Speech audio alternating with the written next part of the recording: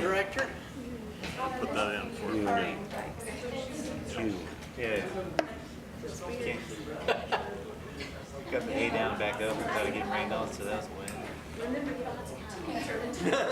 gee, I got half an inch and a half. Like, where it came from. Yeah, it seems like we've been catching like a little bit less than what Intel has. You know, they'll get an inch 20, we'll get 70/100s. I mean, it's not complaining. Looks good. Yeah.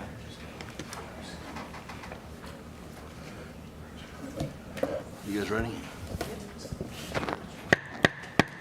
We'll call the meeting to order of USD 49 School Board meeting of July 13th to order. Approval of agenda. I'll make a motion to approve the agenda as presented. Thank you. It's been moved and seconded. Any discussion? Mr. President, I was wondering about when do we approve our KSB contract? That usually is in July. The bill is, it's in. I signed the check. Yeah. I did sign the check about, So we didn't come to us, how can we not do that anymore? You used to always come to our very first meeting in July, except last year. This is the first meeting in July. Yeah, if the bill's in. No, I mean, that we approve it, but you've already, it's not up for us to approve. We need to do it. I like KSB, don't get me wrong. It's just something that comes. Well, you're approving it when you approve the bill, so. Okay. okay. Anything else, Mr. Park? No, sir. Thank you. Okay, I shall call for the vote. All those in favor vote yes. Yes. All those opposed vote no.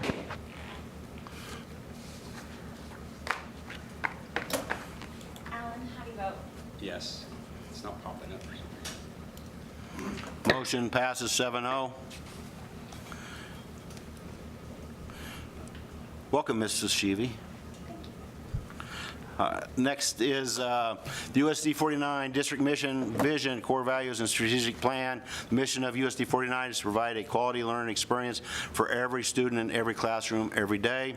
To support the mission of the district, the USD 49 Board of Education includes supporting a vision that encompasses high student achievement, highly effective staff, effective and positive communications, and effective management of resources.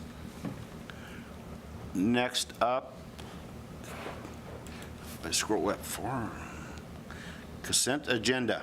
Okay, Mr. yeah. Wilson. You got a long list here. Of course, this is the July meeting, which is always the organizational. You have board meeting minutes from your meeting on June 15th. You have Hayes Rec Commission meeting minutes. Also be approving Jess as the board clerk, Renee Booth as the deputy board clerk, Carla Fellholter as the treasurer for the district. The homeless liaison, student liaison is Jess Reeling.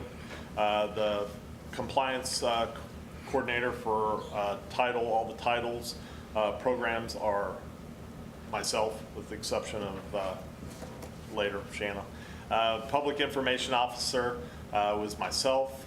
The CAPERS authorized rep and additional signers are Amy Beckman, who's our authorized rep, and Ashley, I don't even know how to say Aorza. Never actually used her last name. Aorza as the additional signer. The building principals serve as our compulsory school attendance designees. Title I rep is Shanna. Our food nutrition representative is Jessica Yonker. And I also serve as hearing officer on free and reduced application appeals. Official district newspaper for the school district is the Hayes Daily News. You're also approving the 1,116 school hour calendar. Of course, we have to waive the gap, which is just something we have to do with school districts. And activity funds, just all the guidelines, I think they're all the same. Just gives all our school buildings the authority to have an activity fund. We have petty cash limits are established. We have all the depositories for all school funds, which include Emprise Bank, Commerce Bank, Equity Bank, Astra Bank, Golden Belt Bank, Bank of Hayes, Sunflower Bank, the state treasurer, and the First Kansas Bank. And then also you're approving resolution to allow for the destruction of records. And you're setting the annual records fee, so if someone wants information, it's 25 cents a page. Freedom of Information Officer is Jess Reeling. Foster Care Liaison is Jess Reeling. The District Auditor is Adams Brown.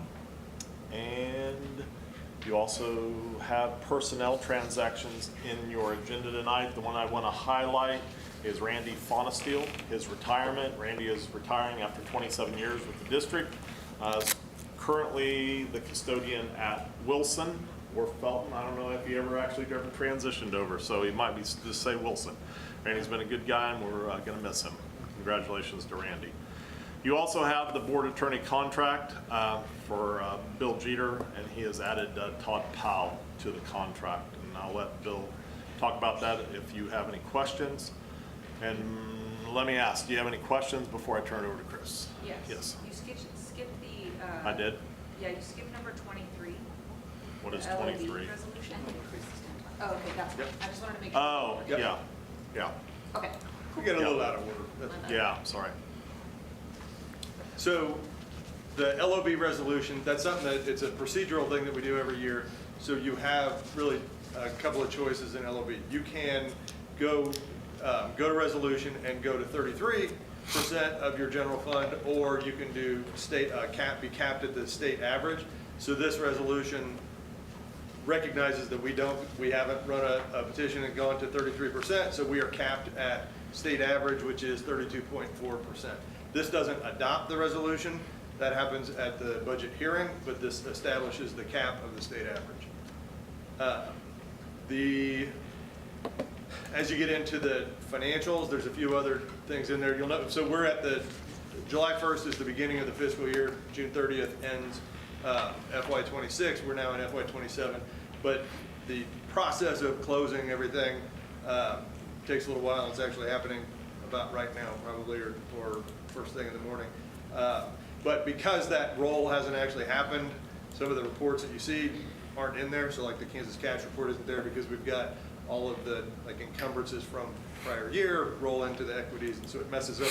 The report is not a clean report. But what you do have is the final legal max and the final closing. So that shows cash balance in every fund and all of our operating funds. So if you remember, right now we're working on budget and we're creating the estimated legal max or the budgeted legal max based on our anticipated FTE and the weightings and all of those things. A couple of different points throughout the year is when that kind of comes into focus, but really we don't know what our legal max is until about June 15th usually. So we have about 15 days left in the fiscal year when we actually know what our revenue is. And so we work through all of those closings. Bottom line, you can see the cash balances in each fund. There are some increases, so it's a good thing, especially coming into next year where we're anticipating a decline in enrollment, which would decrease revenue down the road. But so that increase in operating funds and the cash balance, primarily you're going to see that in the special education fund, and there's a couple of reasons for that. First one being with special education flow through state aid will be down year over year. So next year we will get less in state aid flow through. So any extra cash that we have at the end of this year that accumulates because of things like open positions or some unscheduled things that we have to hold places in the budget, you know, an insurance claim or something like that. So we have to have some things in there. But primarily it comes from open positions throughout the year. So any of that unused cash, most of it went into special education because our state aid will go down, but our district assessment to the special ed co-op goes up. So that'll help us kind of cushion that increased cost in special education. The other increases were pretty minor. In our capital outlay fund, you did see the carryover actually is up above what we anticipated it to be. Most of that is actually just timing of projects. So as you know, working off of the approvals that you've given and the capital outlay map, there's some of the things that projects aren't done yet. And so it increases the cash carryover, but a lot of that money is still kind of spoken for and stuff that's been to the board and approved. So happy to answer any questions.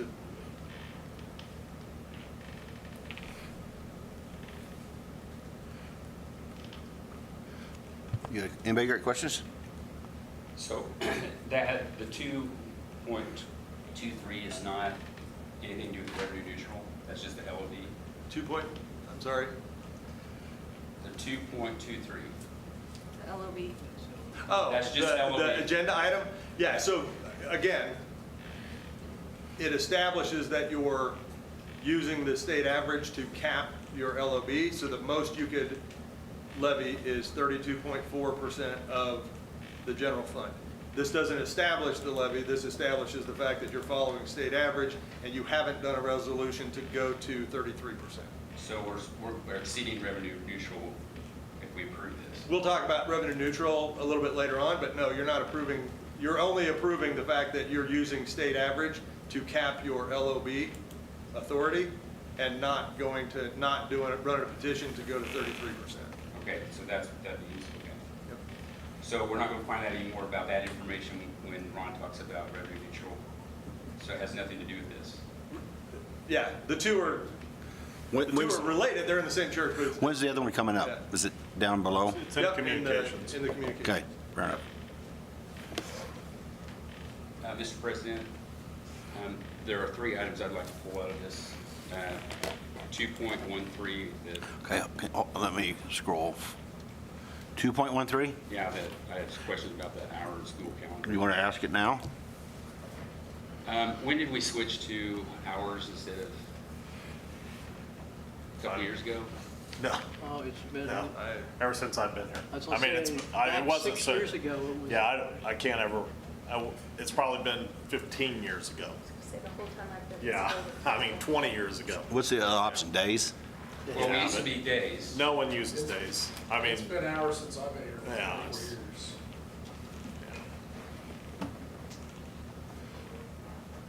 Does that answer that one?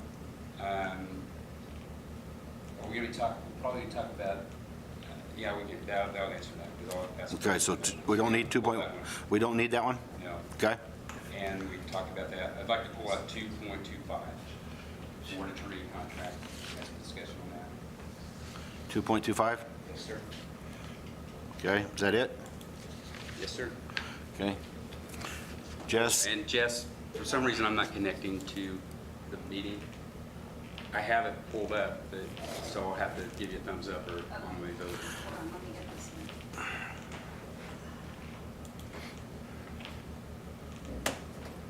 Thank you. Anybody else?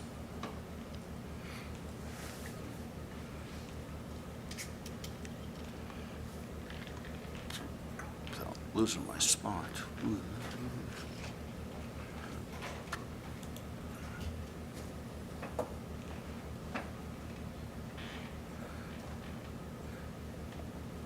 I'm assuming that became 6.9? In a minute.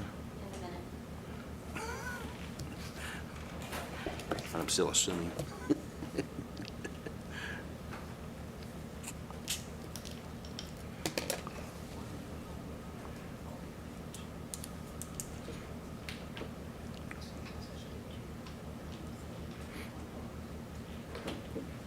Okay, I have a question before she's doing it. Okay, when I'm looking through these, a lot of these have, on my sheet,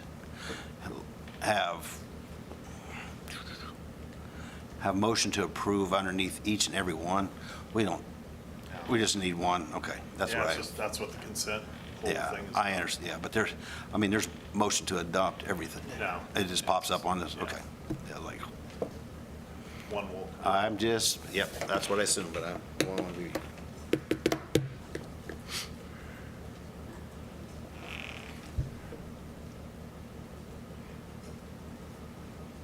I guess I have a question, I guess.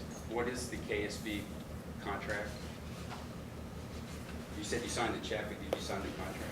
There's, I don't think there's a contract, there's a check. Yeah, it's just- Didn't change from last year. What, is it like 2,000 and some?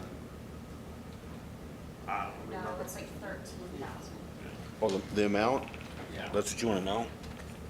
Well, yeah, and the contract is exactly the same. Can you send me a contract? I'd like to see the contract. I don't have a contract.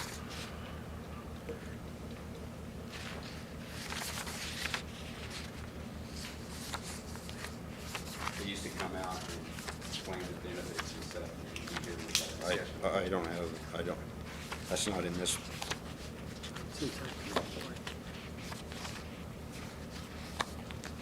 almost there. Kansas Association of School Boards, that's your question? They are charging $16,778.98. And that includes the legal assistance. Yes, that's part of your legal assistance. The Legal Assistant Fund contract form. Which is between 3,000 and 4,000 off that total.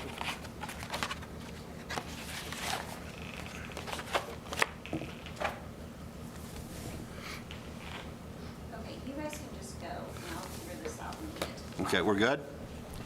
Well, but we're going to vote, Jess. I know, I'm gonna take this off.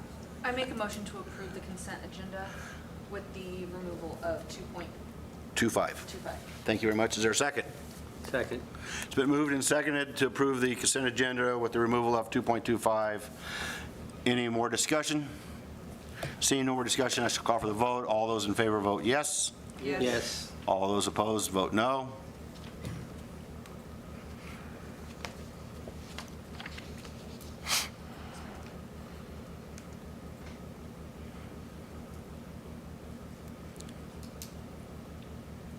I never got yours. Come on. Technology. Alan, how do you vote? Yes. Passes 7-0. Passes 7-0. Next on our agenda is public forum. Is there anybody wanting to speak to the school board, school district tonight? Okay, we shall move on. 4.1, United States Tennis Association and Missouri Valley Tennis Association check presentation. Yeah, tonight we are very lucky. We have Mary Bushman, who is the CEO and Executive Director of the United States Tennis Association, Missouri Valley. He is here to present us with a big check. Come on up, Mary. Is she from, is she, Just talked about budget and your Yeah. cash flow. there you go. There you go. We're really thrilled to assist with, and I'm really happy that you invest in your community the way you did with new tennis courts, because tennis adds 9.7 years to your life. So you just added years to the lives of all your community by building these courts. And we're thrilled that we could assist you as we did. So we had this lovely check for $154,000 to put towards your courts, which I know we've already started playing on, which is great. You just have to find an ATM big enough. Think through there? But I'm just thrilled to be here, to be able to present this with you. I'd love to get together with all of you with a picture so that, Kurt, you can come accept this big check. Okay. We're going to gather.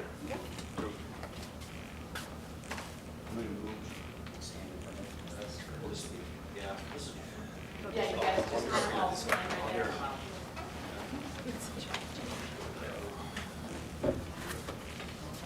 Love boards, I always have. Slide her out of the way.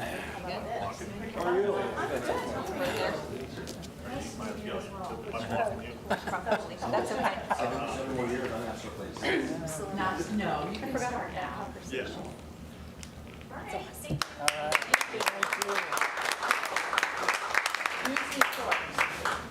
Get everybody playing.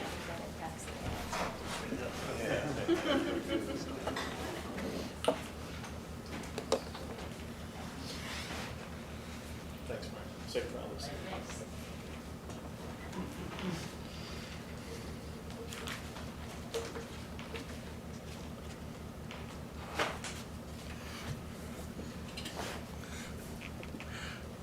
All right, next up is 5.1, District Communications. Mr. Wilson. Yeah, just a real quick on bond update. You have all the information on what's going on in the buildings at O'Laughlin and Felton. It is fast and furious. They're really putting in about 70 hours a week, working weekends. Things are progressing nicely. Things really coming along. So I think we'll meet our deadlines for the most part. We may not be complete when we're starting to move in, but we'll still be enough. So the one thing that I want to share with the board is, as we are getting ready for the next big thing, and the next big thing really is about, once we get finished getting everyone into the buildings. School is scheduled to start on August 19th, and what we plan to do is start with Hayes High School, Hayes Middle, as well as Roosevelt on August 19th.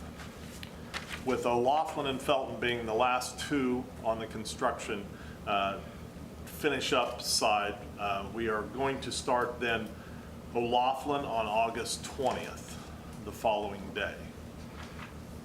The one thing about O'Laughlin is really although they have a big transition, the transition is all their stuff is stored inside the building as it's being constructed. With Felton, it's a little different. All their stuff is currently stored across the street. And Felton might be one of those things where we do have a little more finish up time. So we're going to spread that out, and we're going to start Felton on August 25th, which is Tuesday. Some things about Felton that make it unique. It's a new building, meaning that everyone is transitioning. No one is going to know the spaces over there. All the teachers are not going to know. You've got a new principal who has been already on board, and she's been doing a great job of getting everything figured out, but there's still going to be a lot of work as they all come together. I think also this is really beneficial for our buildings and grounds crew, who are going to be the primary movers, although they won't be the only people helping. But they really have this. What's different about this situation is we have 2 moves. This will be our really 4th move, 4th and 5th move. And with every other, it was just one, but we were just moving one building at a time. And so by spreading it out, it really prevents those issues where Tracy's going, well, okay, where are the movers at? I need people to move in here as they finish up O'Laughlin. So I think this is the best plan. We've talked a lot about it. And so we'll be moving those dates around to accommodate And Ron, everyone. will they have to make up days? No, hour sessions? they won't have to make up any days. We have that's 3 days, and it kind of sets the course. What we did at Roosevelt when they made their mid-year transition, it was a 3-day break. Middle school last year did a 3-day break, and this is just 3 days at the front side. So it's consistent with what we've done with all the other buildings. Are they both starting with a half day? They'll start with a full day. Oh, they'll start with Yeah. How do you get 3 days? Because August 19th is a Wednesday, August 20th is a August Thursday. 19th would just be a half day. Okay, you got Thursday, Friday, Yeah, and then then Monday. Monday, it's Yeah. 3.5. And they're going a full day on the Tuesday instead of a half, so they're really only missing 3. And we talked about the last day of school would be a full day Yeah, then instead of yeah. a half. To make up the half? Yeah. Yes. Yeah.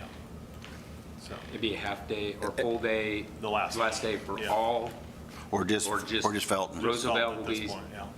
Yeah. a half day, or Yeah. it'll be a full day too? Yeah. Okay. Are we on schedule though with the Yeah, construction? this is not necessarily related to Nabholz. They're doing a great job. I mean, it's going to be a push. I mean, I don't want to sit here and tell you that it's, but they'll have everything turned over to us on the dates that they said they would. There'll still be things that will be completed. We've realized that during our other moves, that there's always things that are being completed. But substantially enough that we can get into the classrooms, get everything set up and ready to roll, so. So these 3 days aren't because we're behind schedule with construction? No, it's has just nothing to do removing? with that, no. It's just removing? Yeah, it's really taking care of our staff. Teachers and custodians and buildings and grounds and everyone and new administrators and everyone. So what is the official turnover date? On the first day of school or Now, the official date is the August. 19th? No. August 10th is for Felton, and then August 12th is for O'Laughlin, I believe. So they'll still be working on the punch list and everything throughout the year? Oh, yeah, that'll still continue, yeah, as we carry on. So on August 10th, that means they could be moving in? Is that what that? Yeah, we'll start moving, but it's still gonna take, I mean, you have to understand, this isn't just an afternoon job. This is, and a lot of people, you know, and that's why we want to get a Laughlin. And once you get all the stuff moved in, what we've learned is it's not just moving it into the classrooms. Then there is considerable amount of requests from staff saying, hey, I really need this. I need this hung. I need this, you know, positioned over here, you know, just things like that. And so it just takes a lot of time. This gives everyone more time to get everything done. No concerns about the feelings of faculty at Roosevelt and Hayes High that didn't get this? Well, Roosevelt did get it. Yes, they did. Yes, we took off it, we moved in the middle of the year. Yeah, we got Yes. off Yeah. right before Thanksgiving. We Yeah. didn't work that first week Yeah. before Thanksgiving. Yeah.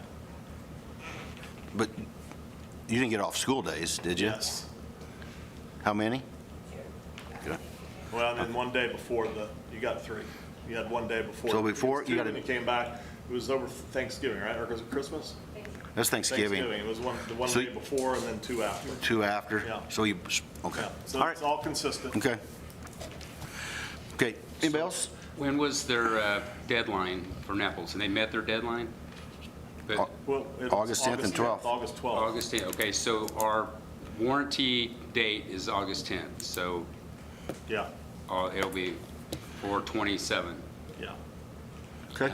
These So, days come out of, oh, sorry. what's that? Go ahead. So the punch list, so they're turning it over without completing their punch list? No, they don't, yeah, it's not part of the process. They will work on that. Before we turn it over, they go through and we do a punch list.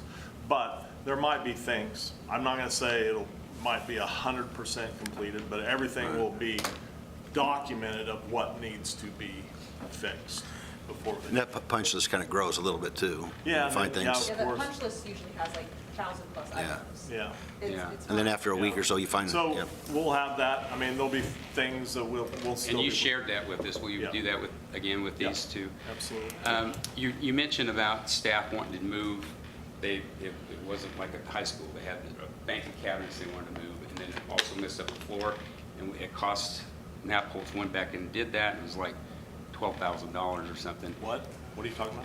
at the high school. So if we change, are we gonna evaluate that and make sure we don't pay extremely high amounts to move cabinets from one room to the other? Because our guys could do that. I don't know what you're talking about. At the high school before, we had a big bill that we had to pay, and I'm just thinking, I that's don't something think it we was could for do. moving cabinets. I don't know what it's from, but that wouldn't have been a bill for moving cabinets. There's a room that had the glass cat wall, and it Well, was supposed to be that's in what it. that was, we wanted, the teacher wanted some, Right. a different formation. That had, yeah, It was a teacher Yeah. request, Yeah. but it was expensive. but that was during design, yeah. So are you gonna evaluate all those, if something happens like at Felton's, and Yeah, double that check to was see if our done- guys That can do was it? done in the middle of construction. That wasn't done at the end. No, nothing like that will happen. Okay. Are we good? These days, coming out of their snow days, No, they won't be snow. I mean, well, yes, it's 1,116 hours, so it all comes out of the we have way more than 1,116 hours. We have multiple hours. That's why we can have snow days. I just built. want to make sure that like, if we, like the 3 days or whatever for Felton, and then we get like a crap ton of snow, that they don't have to come back at the end of the year. I mean, there's, Well, yeah, there's always a possibility. I mean, I'm not gonna say that's not gonna happen. I can't predict the weather, but, you know, we have lots of days built in, so, Okay, and then is the road at Laughlin done? no. Or will it be done before? Yes, yeah, August 10th or August August, 25th? August 12th, I believe. Okay, sorry. they were supposed to, from what I read, they were supposed to run it this week. Yeah, I mean, I That's what think they're- the inch and a half of rain on last week kind of really slowed things down. Let's not complain about that, though. We're very No, happy about no, Okay. not at all. Are we good with these items? that. Yep. All right. Revenue neutral no, and, no, I'm sorry, no. I'm sorry, Ron. The last thing, before I turn it over to Chris, I would like to introduce Nick Howard. Nick is our new Buildings and Grounds Director. I thought this would be a great opportunity for him to just come introduce himself, and so you guys knew a little bit about Nick, and he's been on the job, I don't know, 10, 12 days maybe already, something like that, and we've really enjoyed having him here, so welcome, Nick. Nick Howard. Been here 9 days in the office today. Very excited to be part of the district. Prior to here, I worked in a very similar role with the VA hospital in Wichita, managing that facility as well as all the outpatient clinics that are spread throughout the state of Kansas. And then prior to that, I worked with Koch Industries in various roles. So got about 12 years in engineering experience that I bring to the table here for the district. So happy to be part of the team and happy to help however I can. Glad to have you. Thank you. Welcome. Thanks, Nate. He's still smiling after 9 days. Way to go. Ron, are you able to have another tour this week sometime? Actually, I think I'd like just to hold off on that until August 3rd, which is our retreat day. August 3rd. And that way, we'll, right now, it's just so many people, and it's with a big group, it's just really gonna kind of, I mean, honestly, there's times where you just can't even get down the hallways because they're doing all the flooring for the next couple weeks. So August 3rd would be the best time, and we'll go as a board during the board retreat. And really, they'll be very close to being done by then. You'll see a pretty good glimpse of what it's going to look like. All right. Okay, so revenue neutral rate, I want to talk about it, but really as we talk about that, the first thing we have to talk about is the fact that this is, again, as we wrap up fiscal year, now we're moving into budget creation for FY27. As we talk about all the time, the budget itself is an evolution that happens at every single board meeting when we're doing planning and establishing goals and paying bills and all of those things. Actually, probably about 70% of the budget is determined through negotiations and COLA raises with staff, and then the rest is in everything from the projects that Nick will be working on to our IT rotations and all of those things. So budget is a year-long process. The budget hearing and the budget adoption is a point in time, and so there's several steps that you go through for that, procedural steps and legislative steps. The first one is the revenue neutral rate notice. So the way that this works, it's really it's an identical process to the budget publication, budget hearing. It was added about 5-6 years ago now. It just backs up the timeline a little bit and kind of duplicates that budget hearing process. So by July 30th, so end of this week, beginning of next week, every district in the state has to notify county, every taxing entity in the state has to notify county clerk if you're going to exceed, if you intend to exceed the revenue neutral rate, which the revenue neutral rate is not based on mills, it's based on the actual taxes collected. And so if you're going to collect more in taxes than you did the year before, then you will exceed revenue neutral. You notify the clerk. Clerk sends out a mailing that includes our mill levies and estimated taxes to be collected along with every other taxing entity in the county. So that revenue neutral rate, again, kind of like the LOB resolution that we talked about before, this R&R does not establish your revenue neutral rate, or it doesn't establish, it doesn't establish your mill levies, it establishes the max of what they could be. All of those things are adopted at revenue neutral rate hearing, and then minutes behind that, the budget hearing.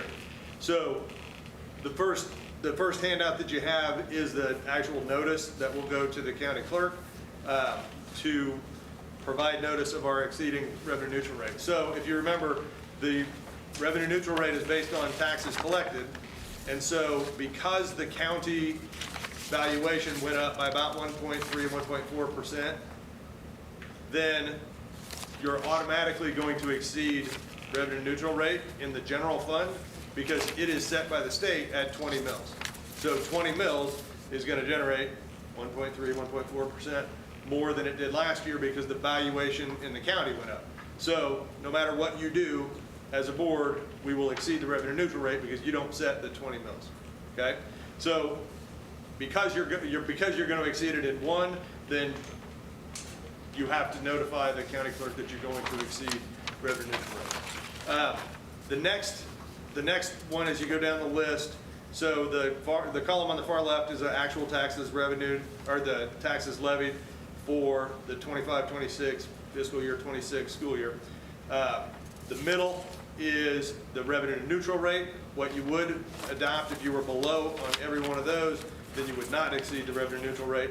On the far right is what budget calculation, those are what the mill rates would be if you, basically as you follow along. So in LOB, again, that's up to 32.4% of state average. At 32.4%, we will levy about 400,000 or 600,000 more than we did last year. So, and that will take 15.29 mills to do that. So that will exceed the revenue neutral rate for a couple of different reasons. One, because the valuation goes up a little bit, right? But mostly because in our LOB, there's equalized state aid. We will receive less this year in equalized state aid for LOB than we did last year. So think about it this way, the 20 mills that goes to Topeka, that comes back to districts based on FTEs, the students that you have, we're getting a little bit less of that back to supplement our LOB. So because Topeka is sending a little bit less of that back to us, then that falls on the local property taxes in order to make that up. So in order to fully fund your LOB, we'll have to exceed the revenue neutral rate a little bit there. Capital outlay, again, we have a continuous and permanent resolution to levy 8 mills. At 8 mills, you'll see that we'll exceed the revenue neutral rate again by a little bit in actual tax collections, a little less than 100,000. So not a big increase. If you remember last year, prior to last year, we received state aid in capital outlay also. Again, we're not receiving any, we didn't receive any state aid in capital outlay last year. We won't this year, so it's another example of less of that 20 mills that goes to Topeka is coming back in equalized state aid. So then that falls on the local to make that difference up. What's the change in that, Chris? Why is that a change? So it's basically they rank all of the schools in the state, and it's based on your county evaluation divided by your student FTE. And so they come up with a formula that determines, well, we're a property-rich district because our valuations are where they're at. And so as they rank, then the higher up the list you are, the less you get in state aid. So we've crossed threshold in capital outlay to where we get none because we're property rich, because our valuations have gone up over the last few years. We're not everywhere that happens. But that's why we didn't get any state aid for the bond. Same thing for the bond, yep. So how much less than we got last year? This year, well, again, we got nothing in, last year we lost about 100,000 in capital outlay. We'll get nothing again this year, so we didn't lose any more. We're still at zero. In LOB, I don't remember what we lost last year. This year it's around 70,000 in LOB state aid that we won't get. So we'll receive less, and the year before it was probably about that. I think we went from 3.6% to 2.2%, and now we're at 1.3% state aid for our LOB. Then your third, and again, we get no state aid in bond and interest either. Bond and interest, we can actually, the mill rate will actually be flat from last year, what we published last year, 11.152. So you'll exceed revenue neutral rate by about $6,000.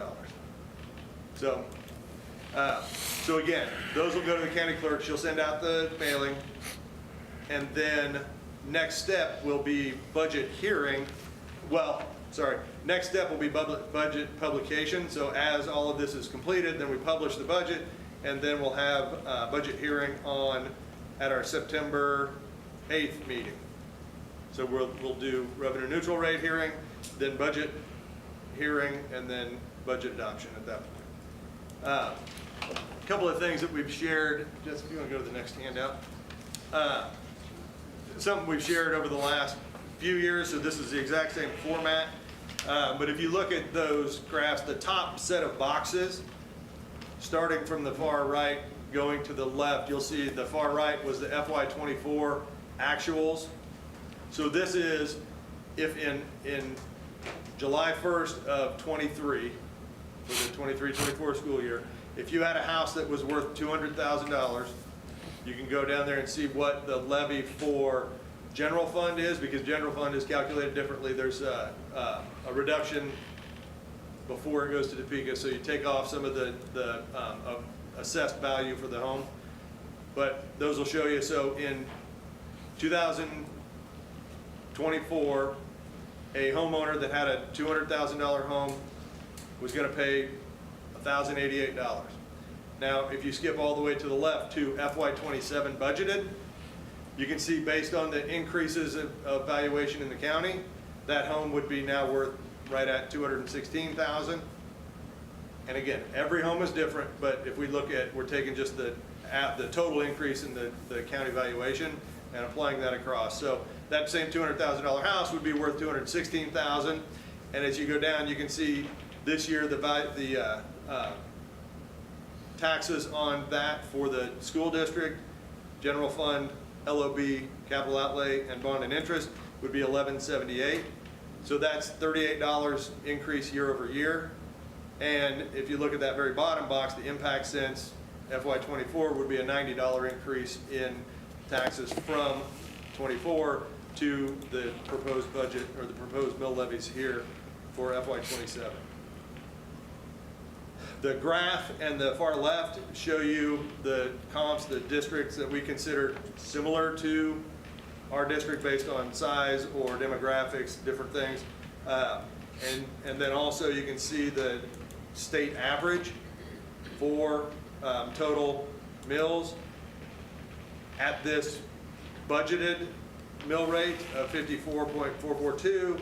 That would put us just above the state average and bottom, let's say bottom third of comparable districts. And on the, up in the box with the yellow and the blue, where cursor is now, you can see on the right side. So based on those mill rates for that $215,000 house, you can see what the taxes for the district would be paid.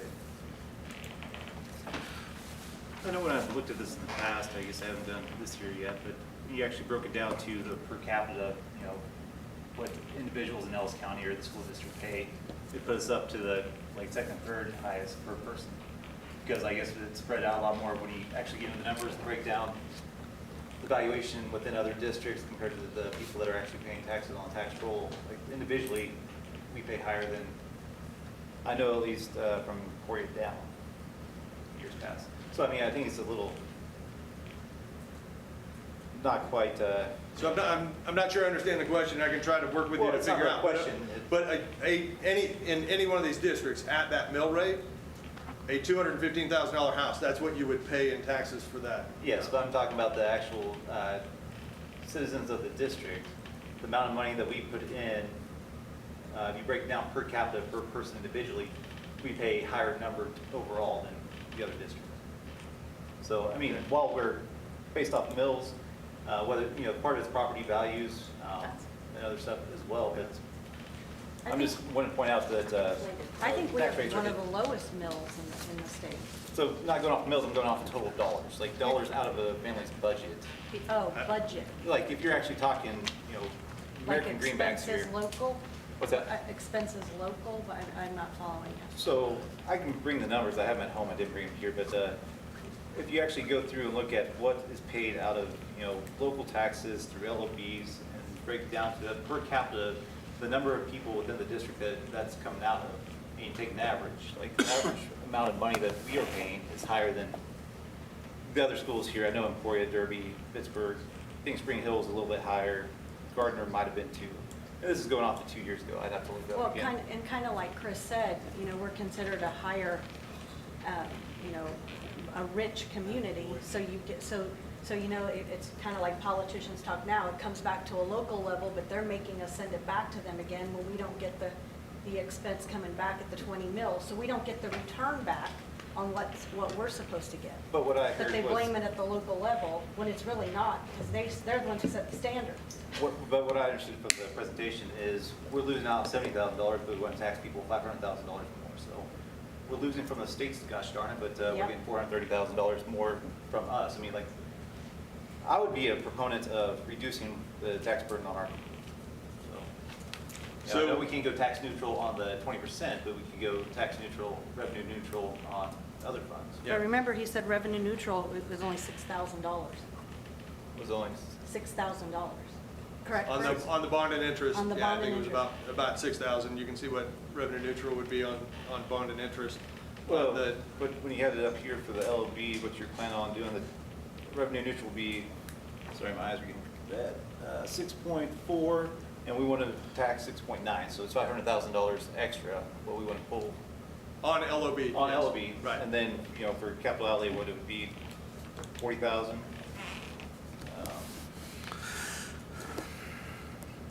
The other one's about the same, so. There's a $40,000 increase in capital outlay from last Yeah, that year. would be, right, based on the 8 mills.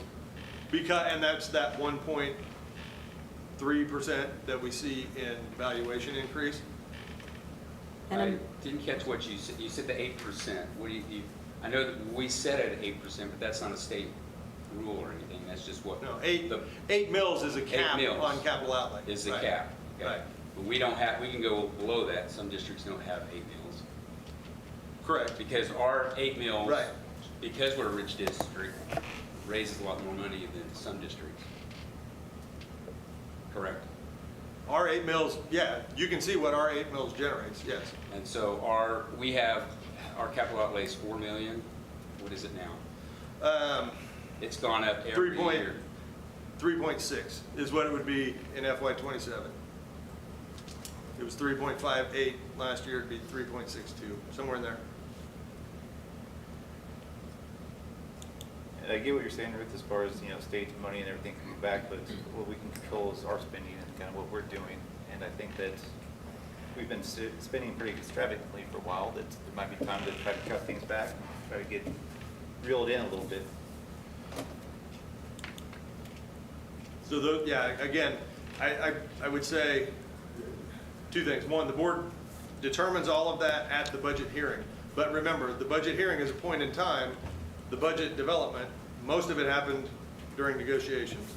And the rest of it happens as planning and everything else goes. So, yes, the board sets it, but don't look at that in isolation. It has to be a conversation at every meeting and with every decision. Yeah, not So, and mention that, like you cut it. I guess I want to add to that, saying that, we built these new buildings, and if our funding it goes down from what we get generated from the state, we want to make sure we maintain those buildings properly. We want to make sure that we're able to service them properly, like in Nick's expertise that we have, in him, and we don't want to falter on letting them go down. So we need to make sure we account for that in the future as well, of maintenance requirements and things like that need to be protected. We need to make sure we protect our assets that we've invested so highly in. So I just want to add that to it when we talk about that. I mean, I'm all for it. I'm a taxpayer just like you and you and you and you and you and you are. But we have to make sure that we look at that. And when you look at, the mills, I'm in agreement, Chris, of maintaining the 8 mills that we're at. Like you saying, a mill is equivalent to $400,000 in our, Well, yeah, take 3.628989 divided by 8 divided by 1,000, it's right around there. around $400,000 is a mill. Right. So, it's a little bit different standards when you look at the school district compared to city and county as well, because we have different assets to protect too, as far as that goes, as far as our school buildings and whatnot too. What about insurance costs on any of that? Has any of that changed this year for us? So in that LOB, if you scroll down to the second page here, there you go. So there's just a listing of some of the things, and this is again a similar list, similar layout, exact same layout, similar list to the things that we talk about as we have talked about LOB and capital outlay and things like that in the past. So just some of the increases in LOB that we've seen that really require, based on these things, it requires that 32.4% in LOB. And I would also like to add that, you exceed revenue neutral by 1 penny. So if we're over 1 penny on anything, we've exceeded revenue neutral. So if anybody can show me a receipt or anything that they've paid for in the past 6 months that has gone down, I'd love to see it. And I'd love to shop there, because I don't know anything that has gone down in cost that would affect our district to where you can actually deplete that. I'm all for getting rid of tax money, guys. I mean, I am. I totally agree with you, Derek, on those types of things, because who likes to pay taxes? But we also have assets to protect. I'll just reiterate that again. Well, I agree that we need to, and we have done some things to protect our assets with the AC or hazmat, or those contracts that will help with that, we got from Glassman. And that's paid out of capital outlay. They paid out capital outlay, but we've already paid for that for this year. But that capital outlay, we've increased that by almost $3 million in the last, our capital outlay didn't used to be that much. We had aged buildings. Now we have new buildings, and we have a huge capital outlay. We ought to be able to figure out how to lean into that. And have we seen, I'd like to see, if you could send me last year's 5-year plan and this year's 5-year plan. Do you have this year's 5-year plan? When do you develop that? So Sure. it's an ongoing process, but they're all in diligence. So you can pull up all of the previous. August 3rd, I think we're planning to go with that. Have we made any, have we came up with the next? No, we'll provide an update of where we sit right now and get feedback and everything. Still have a lot of about the projects. trees. I understand. A lot of projects. And then you'll show us the ones that we've taken off Yeah, too. yeah. But I think someplace we've got to figure out how to pay back or give a little bit of relief to our taxpayers. And I don't know where it's at, but to me, capital outlay is something to look at. Do we have to go completely up to 8 mils? Maybe we should go to 7.75 or something, just bring it down to what we had last year. And not, because how much of a carryover did we have in capital outlay this year? So we talked about in the very beginning. So about 3.6 is what we carried in capital outlay. And again, some of that's a little higher than what we had budgeted, but most of that is, well, a lot of it is timing of projects that are still on the horizon of stuff that has already been talked about, some of it even approved, but it's still on the horizon. And then you had property sales, and you had the tennis grant, and you had some things like that that pushed that carryover up. So. Sales of, what do we sell? You mean surplus had, stuff? Lincoln. Lincoln School, yes, okay. Yep, that would make, yep. So again, none of this is decided today. This is just, I'm just providing you with the notice that goes to the county clerk. This will be what's in the mailing, and then the next steps upcoming for budget adoption. So we can make adjustments on that after our This is, more discussion at our retreat and get some more information. And I know we put in for revenue neutral, but that does not mean it's a blanket on all those. It's just like the LOB, just like I said. So it's establishing the parameters. It's not establishing anything So other we than the could top. say we're going to back that down if we choose to. The capital You're still outlay. going to exceed revenue neutral. Yeah, you're going to exceed revenue neutral no matter what, because 20 mils is going to generate more But than it's it not did. locking us in on anything on those things. well, what's locking us in is teacher raises and other things that we've already, money we've spent that you're gonna, Everything we I mean, did throughout we've the spent year. this much money, and you're gonna have to generate that much money. So once you spend it, it can't disappear. You So- said does it look like we're going to have quite a few enrollment decrease? We don't know until enrollment. No, you don't know. You're not gonna know. I mean, we know that our kindergarten enrollment is, and we've already talked about this, is lower than what we've had in the past. A lot of things attributed to that is, these are kids that were conceived in the year 2020. And so that was a weird time.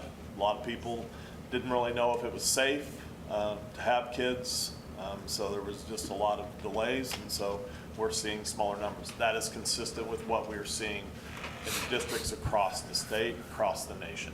And so I imagine we'll bounce back, but you never really know.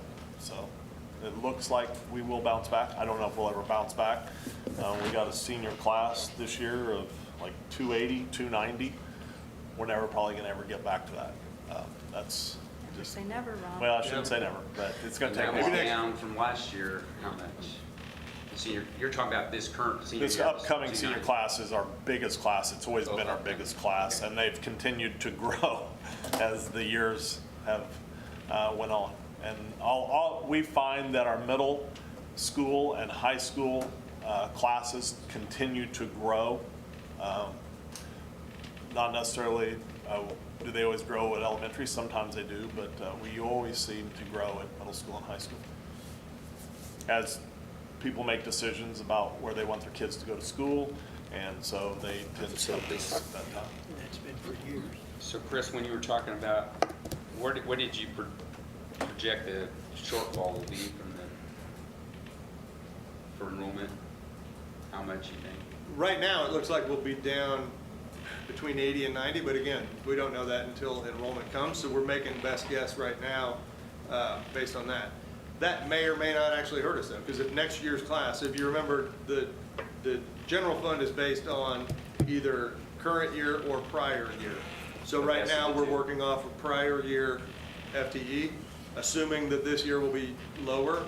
But if next year's class is back to 200 or whatever, then this small kindergarten won't actually have an impact on us, because you would be able to skip over them in the general fund FTE count.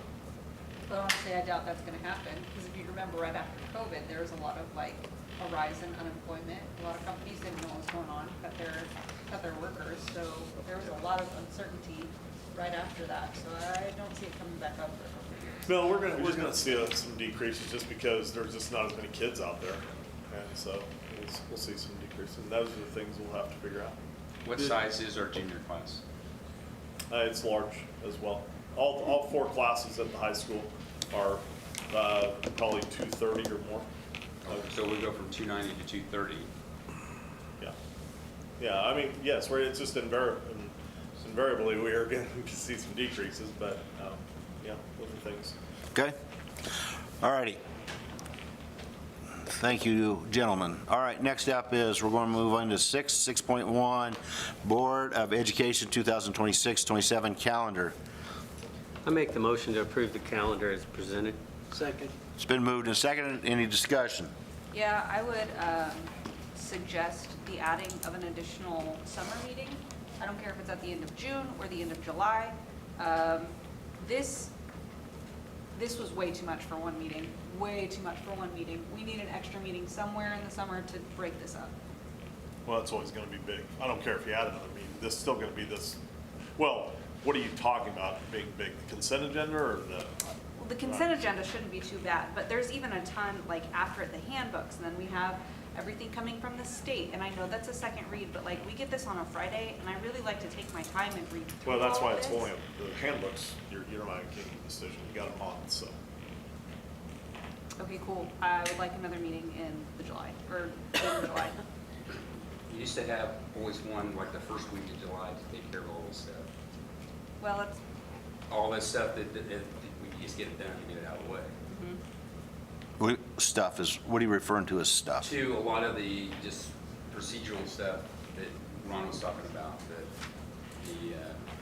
on the consent agenda.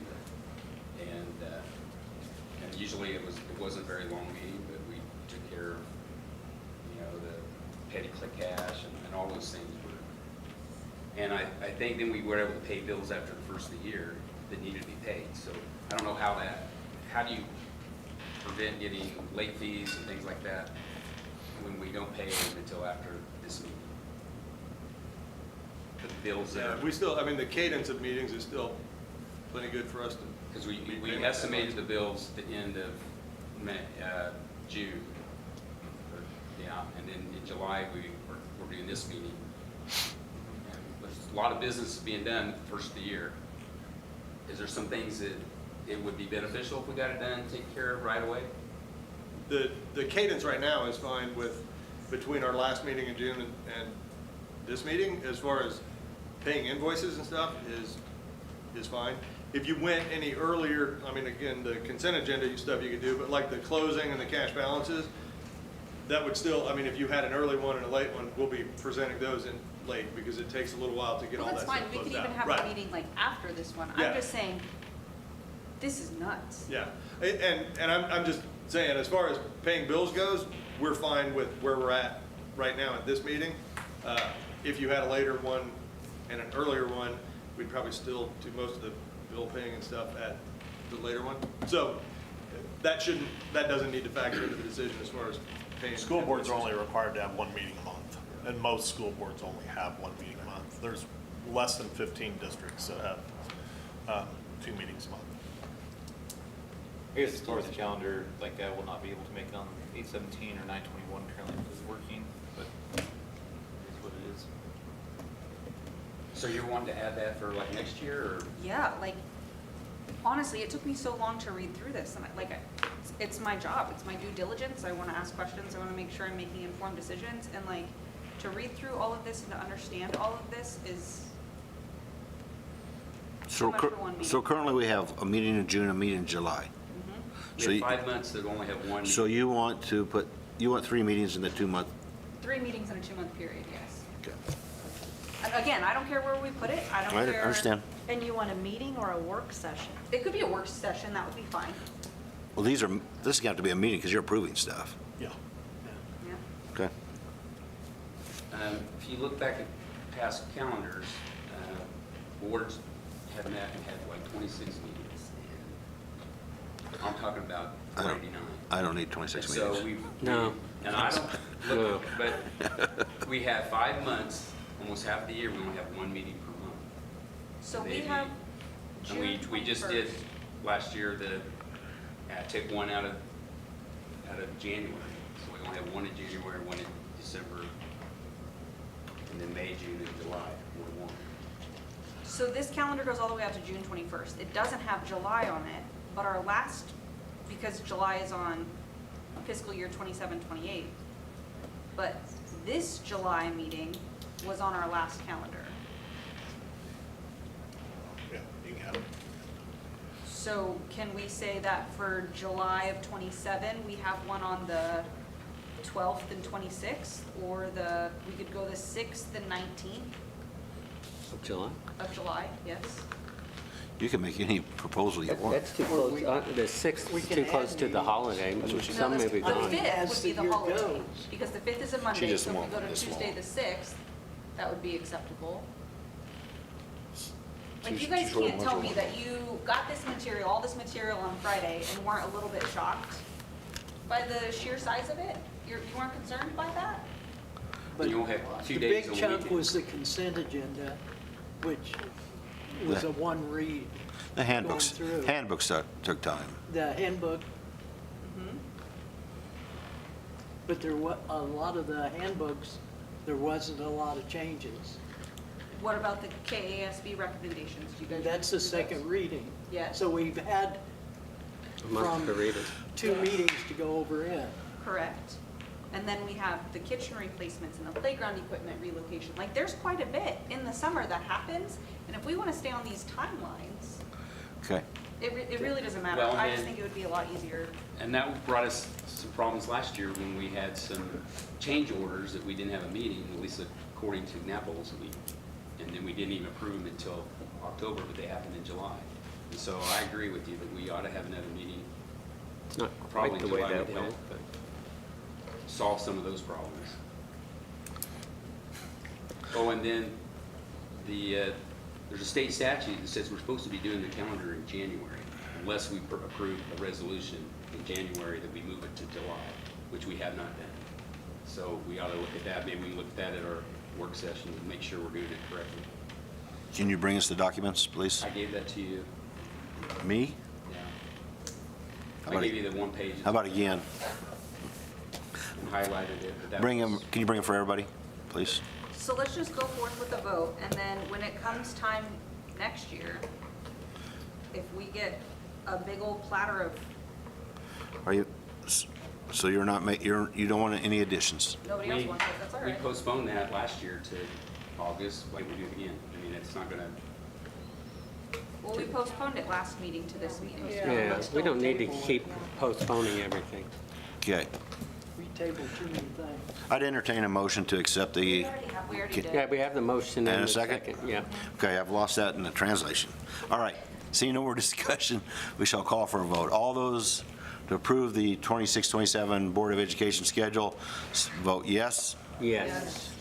Those opposed, vote no. no. I'm just start writing them down. Craig, how do you vote? Yes. Kurt, how do you vote? Yes. Ken, how do you vote? Yes. Jimmy gets voted yes. Ruth, how do you vote? Yes. 6-1? Eric voted yes. 6-1? Yes. It didn't pop up for me. Passes 6-1. Nobody got it. Oh, okay, nobody. Okay, 6.2, we have the 2000, looks like the handbooks, correct? Yes. Yeah, you have the elementary, the middle school, the high school, and the Hayes Virtual School student handbook. It's first read. Really, like Craig commented, there's very few changes. I think probably one of the big changes is the cell phone piece. And that each building primarily has a very similar policy in that phones are really inaccessible to students during the day and must be turned off. And so that is similar in all of the handbooks. And so if their students are, we'll have measures, discipline measures to address this. So this is the first read. When are we approving it? At the next meeting? No, August 17th. Yep. So right before school starts? Yes. Are they publishing them and having them for enrollment in handbooks? Published? They're Or mostly just are online? online now, aren't There's- they? There's That's no one. old school. Yeah, no one publishes. They don't get the book, the book. So I just have last year's online. Yeah. Gotcha. Okay, I had a couple questions. Yes, ma'am. Before we go forth, I wanted to ask Tom, have you got any feedback on your schedule? Yes. Any you'd like to share? I've also gotten great feedback from parents and from staff. Glad to hear it. Our test scores went up considerably. Awesome. That can be a lot of time schedule. and we're talking the math and the English? Yes. Okay. My other questions I had emailed. I was just curious if we had answers.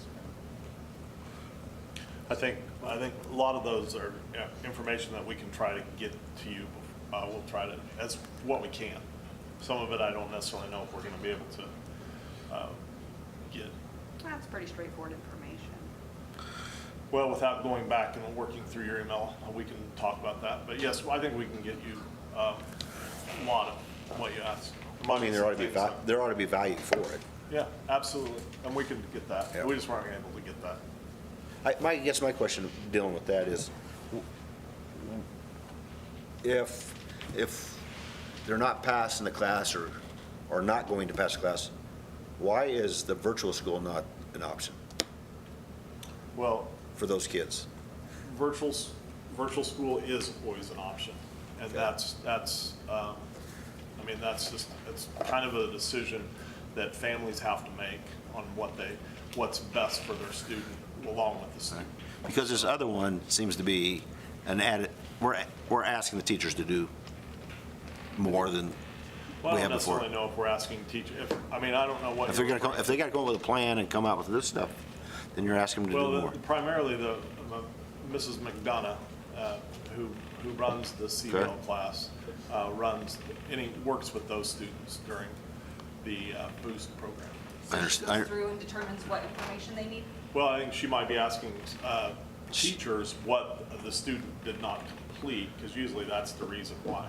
So if the student didn't complete it when the due date was initial, are we not setting poor expectations to allow them to come back right before the finish line? Well, it's, I guess, what you want to determine as expectations. I think our expectation is that we want kids to be successful, and we want to give them opportunities. And what we're giving them is a opportunity to get their grade up. And that's, I think, any good teacher will tell you, they give a lot of second chances during the semester Yeah. and all the time. And so this is just. Why are we giving another one?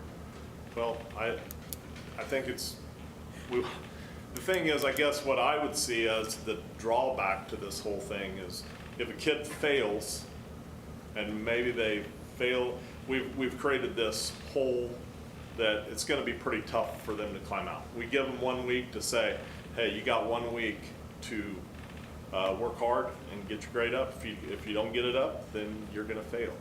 And so just an opportunity for kids. We gave them 18. So So that conversation's not happening throughout the semester? Well, I would guess it is. I hope it is. I assume it is.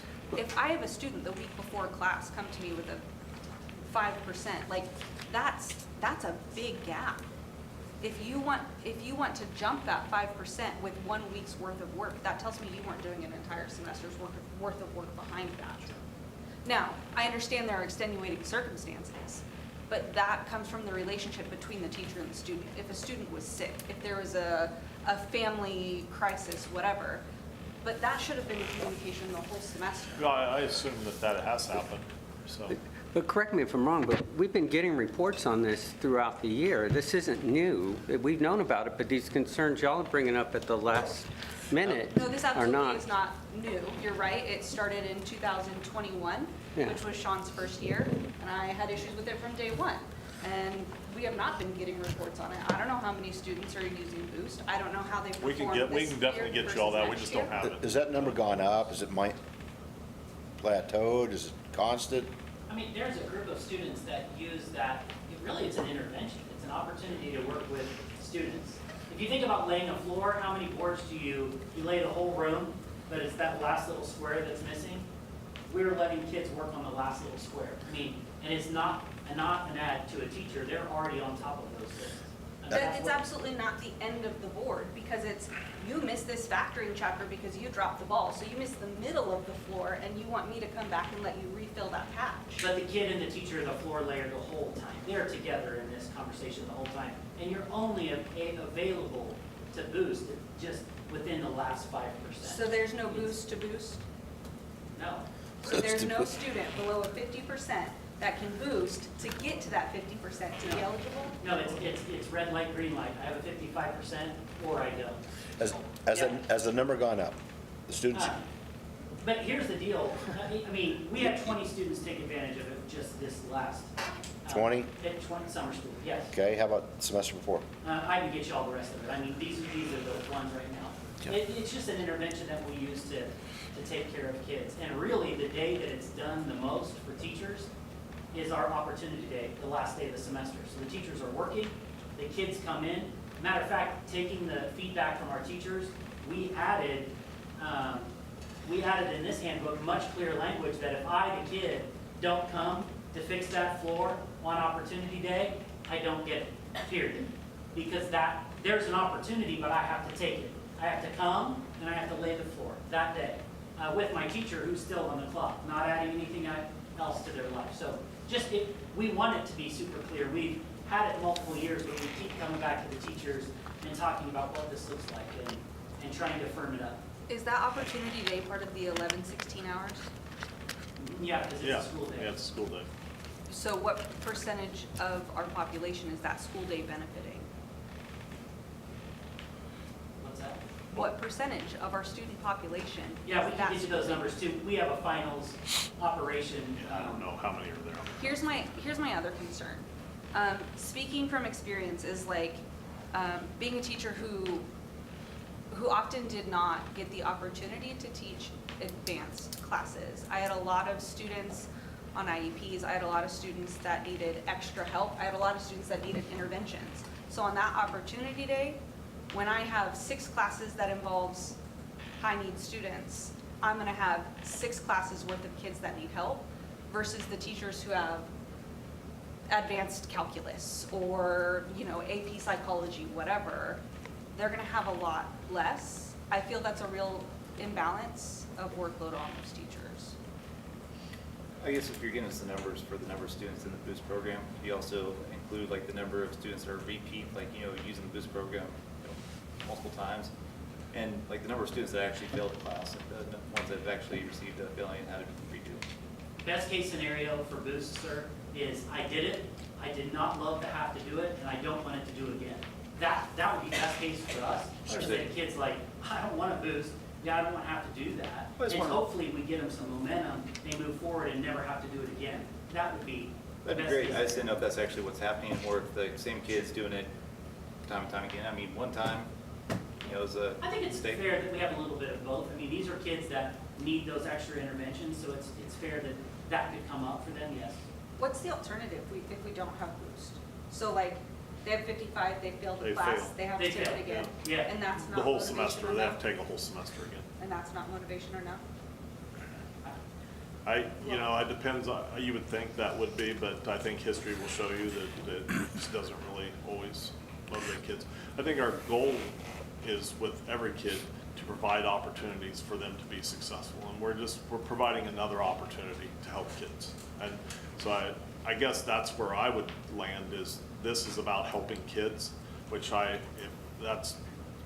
if you find criticism in that, I guess we're just gonna have to disagree that that's what Well, I we can see would like to do. 2 times being okay, but then after that, it's kind of coddling. You're like accepting a behavior that's not going to work in the real world when you have to show up to a job. It's not like you can just show up at the end and do everything. Like, these are Well, I think things are gonna carry sometimes on. it's also maturity that helps with that, because I think we see kids who maybe as a freshman, even a sophomore, they don't quite grasp the whole concept, but hopefully with some maturity, they sometimes overcome some of that. Well, And I think we could probably show that we have like, probably less older students who maybe take advantage. We have a lot of younger students who do take advantage of it. So I would Jamie, guess. is your suggestion to eliminate Boost and we just fail them? Yeah. But I will say too, like I taught at the college, right? When I entered every student's grade, here are my options. A, B, C, D, F, I. I means incomplete. So even at the university, they recognize that there could be an incomplete for a host of reasons. Yeah, but you're missing a really important piece there, because that I requires conversation between the student and the instructor. Yeah, The that's- I is an agreement on a timeline that they will get that completed. Ours too, you have to come to Opportunity Day, you Yeah. must take care of it, you've got 2 weeks to take care of it. And the student, let me reiterate. the I think it says student- that in the handbook. It that does, they're- that's why Yeah. we added it in. It does. Firm it That up, to wording. your point, we've tried to really firm that up. The That's what- student, Oh. the teacher, and the parent, Everybody's got to be on and the board. parent And has if I to don't be come to in. Opportunity Day, it's over. I mean, it is an intervention. All of our friends over in this corner run interventions in their school. This is just one of ours. Because it's every kid, be a champion for all of them. So that's what we're trying to accomplish. I mean, it's one thing if it's laziness. It's another thing if it's a child that's actually struggling, that needs help and just doesn't get it. I mean, I've done things that I'm like, I don't get it, and I'm not gonna get it. But I have to have it in order to graduate. I need that help. I need that boost. Doesn't mean I'm lazy. It means I don't get it. But if you don't get it, you're life is getting in a- held throughout the whole semester. You're not, if you don't get it, you're not gonna semester- get it on one A semester, day. Jamie, to me, I mean, you're an intelligent woman. To me, I struggled in things like that. I did, I struggled in things. And it wasn't that I was lazy, it was that I didn't click. You know, what about the kids that have learning disabilities and things like that? I don't think we can just shut the door on them. The teachers are forced They- to they- implement they those have- interventions they have other- throughout the they have semester. other These avenues. students, whereas some of them are on IEPs, these students that Boost targets are not the students on IEPs. Some of them do qualify, don't get me wrong, but they are the students that are not qualified to an intervention plan. They are the students that should be able to advocate for themselves. They are choosing not to until it's, here's the finish line, you pass or you don't. And then what's happening is they're coming up to the next level and they're not doing anything for the whole semester. And then here it is finals week. Oh, I missed 2 tests. Can I make those up? No, I'm sorry. Those were deadlines. If I want to run for school board, the deadline is June 1st. And if I don't get those submitted, I'm not running. Like, there are deadlines for a reason. And I guess my question would be then, are those kids, to those teachers, are they not meeting the deadlines? If they're not meeting the deadlines she's provided, he or she has provided, then that's a totally different story. But if they're meeting the deadlines and they're still not getting it, then there's something wrong there. Which I would agree, but again, the teacher has already seen that and worked with them and doing the interventions. And again, 1 day, 2 extra weeks with an Edgenuity program or whatever they choose is not going to meet that hill if they've been working the whole semester to do it. My concern is, are we truly, is that 2 weeks, is that 1 little day truly helping them learn, or is it checking a box for graduation rates? Well, It's what all I'm things. hearing, It's- what I'm hearing from Sean, and I see a nod out there, that they feel it is working. The administration and they talk with parents. And I've worked with kids, middle school and up, that, you're going back to that, if they don't learn at the same time on the same day, fail them. That's not at all, any don't. teacher in the classroom is telling you that is not at all what it is. I know. There are so, that's where the relationship But you give comes them into play. extra chances. I would say the majority of them are non-attendance, and they're not turning stuff in. Now, here's the thing. So They're So saying you're it works, saying that's it's a fine. behavior problem, I not a requested the learning data in the problem. email, we'll take a look at it. Yeah, we just got. And then it comes to the end, is your- Yes. I much prefer this to the model that was when I was at the Learning Center, which was every student that failed a class came through our doors to take the entire class over. And that felt Not a very great program. punitive. It was 200 and some students who paid, and for, when we would look at their transcripts or their grades in Power School, and this is a very rough estimate, I would guess half of them would have benefited, or more, would have benefited because they had not failed the entire class. They had failed this piece of the class for whatever reason. It might have been attendance, but attendance is also a symptom of something underlying. Sure. Like, they were having trouble for some reason. They failed this piece of the class, and instead of being able to make up the piece that they missed, patch the part that didn't go well, we were relaying the entire floor.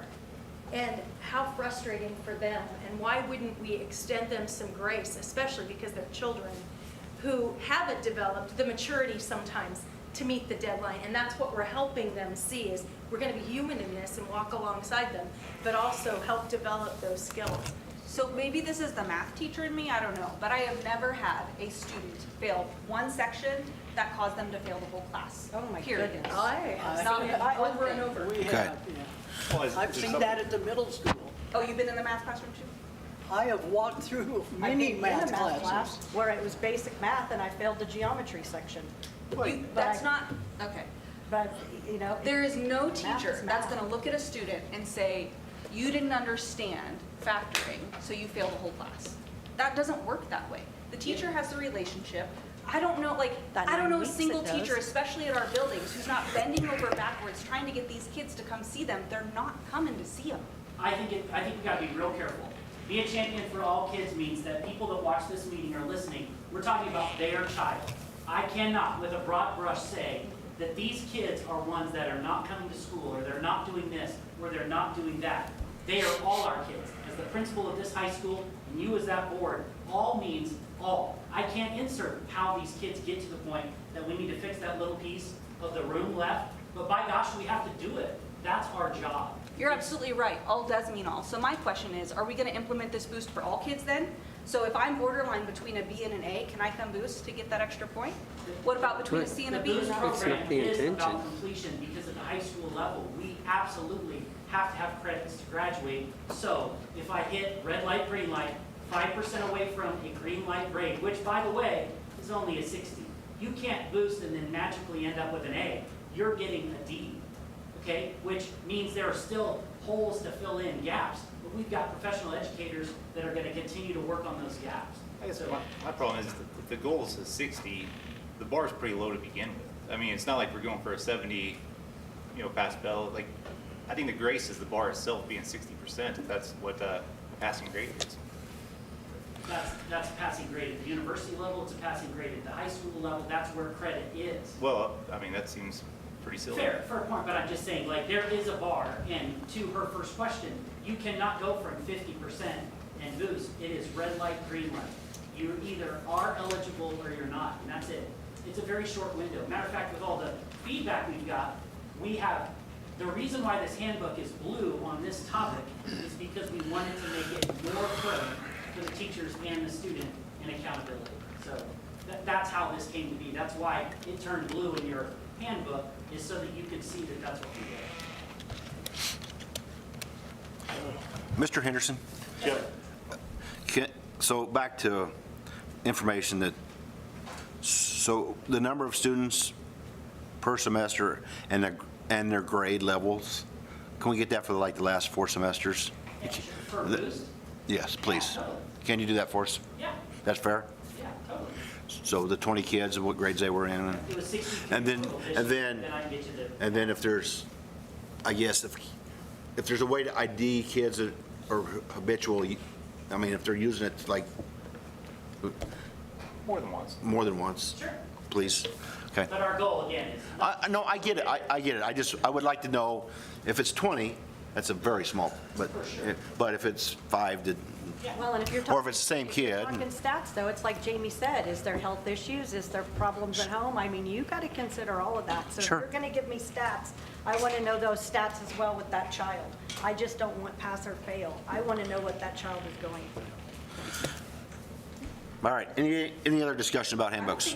I don't think we can know that. That's what I'm saying. I'm pretty sure That's what I'm saying. But what teacher hasn't already, and what counselor hasn't already advocated and got that taken care of? I'm pretty sure those are already cleared, because those are a whole different case. See, I don't know that, Jamie. I'm not a teacher. But I'm I telling don't have you- your background. I'm a banker. Okay, don't cool, have your I background. am. I trust you on the LOB and all of that. I'm telling you, teachers already account for that. That's a whole different case. And I'm talking about a parent whose children study but still struggle in certain areas. That's what I'm talking about. No, they're not lazy. They went to do extra credit and all that. So they haven't been in these types of programs. I want to understand the program.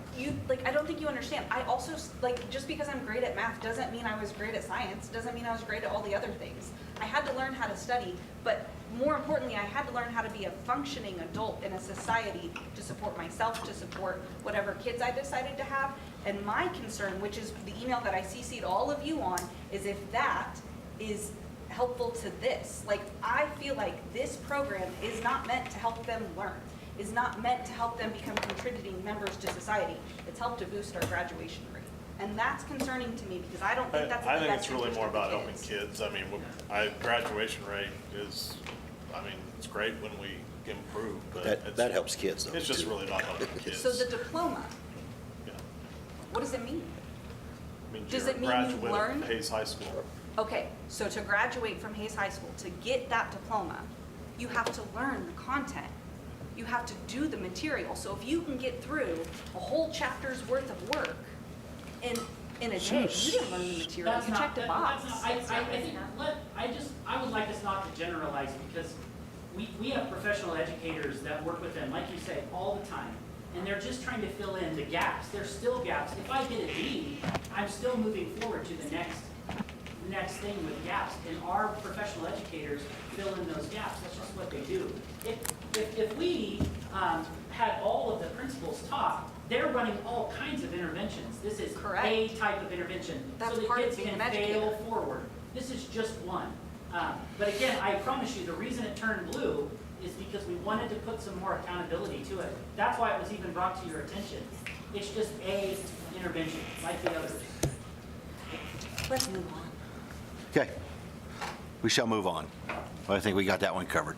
But if you could provide that, be awesome. Thank you very much, appreciate it. 6.3 KASB, recommended Board of Education policy changes / updates. There's the list. You have them. and hopefully you just approve them. Anybody got any questions about those for Mr. Wilson? Sorry, Mr. Wilson. I would entertain a motion then, I'll make the motion to approve policy changes as presented. okay? It's been moved and seconded. Is there any more discussion? Who's second? Alan, Thank you. you're welcome. Just the only one thing that caught my eye was Narcan. Are we stocking that in the school now? I mean, there's talking about Yeah. epinephrine, but we decided that we were safe because EMS was so quick, but Narcan, we want. We do have, I'm not sure about Narcan if we're storing it. We have the ability to use the outdated, I believe is what the policy kind I of saw the says. policy said not to use the outdated nursing. No, I think, what policy is that? JGFGA. JG, it's the Student fifth from the bottom. self-administration. Stock supply of emergency medication. Oh, there. It says limitations of school nurse. While Kansas law supports the use of emergency opioid antagonists for up to 10 years after their expiration date, school nurses are not prescribed, dispense, distribute, or furnish expired emergency opioid antagonists in order to protect the professional license.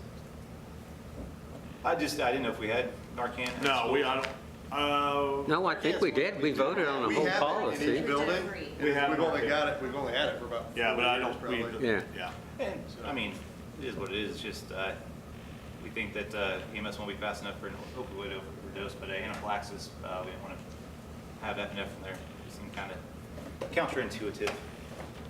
Was it, I think it was cost, wasn't it? Because epinephrine was like, Well, I get it, but then you're like, Pricey. now you're putting a price on a kid's life. Like, it's Yeah. either, No, I get either you that. need it or you don't, and then cost is the secondary argument.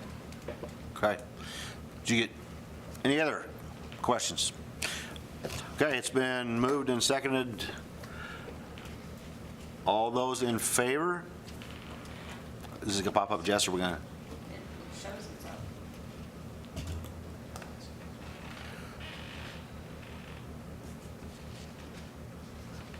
I don't see it. Popped Craig, up how on do my, you vote? Mine popped up. Yours did? Craig, how do you vote? Yes. I know. Alan voted yes. Kurt, how do you vote? Yes. Jamie Getz, how do you vote? Yes. I'm voting I yes. get no popping up. Ruth, how do you vote? Yes. And Derek Yours voted popped up? yes. 7-0. click on where it says show voting in the top right-hand corner. If it doesn't pop up, click on that. Yes, ma'am. There it is. Oh. 7-0. Yes. Passes 7-0. Next is 6.4, Felton Elementary Kitchen RTU replacements. yeah, this is just a bid before you from BCS. This is to replace the rooftop units in the kitchen area at Felton. We have been struggling with these units. This will come from bond funds, but it is not being done inside, it's outside of Napholz's scope.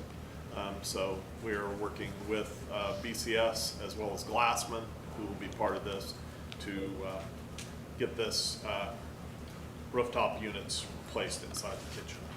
So, I make a motion to approve new HVAC roof units for Felton Elementary Kitchen from VCS for $231,967 through the Green Bush Purchasing Cooperative Program. Thank you very much. Is there a second? second. Okay, so my question, is that installed price, you said with Glassman? Yep.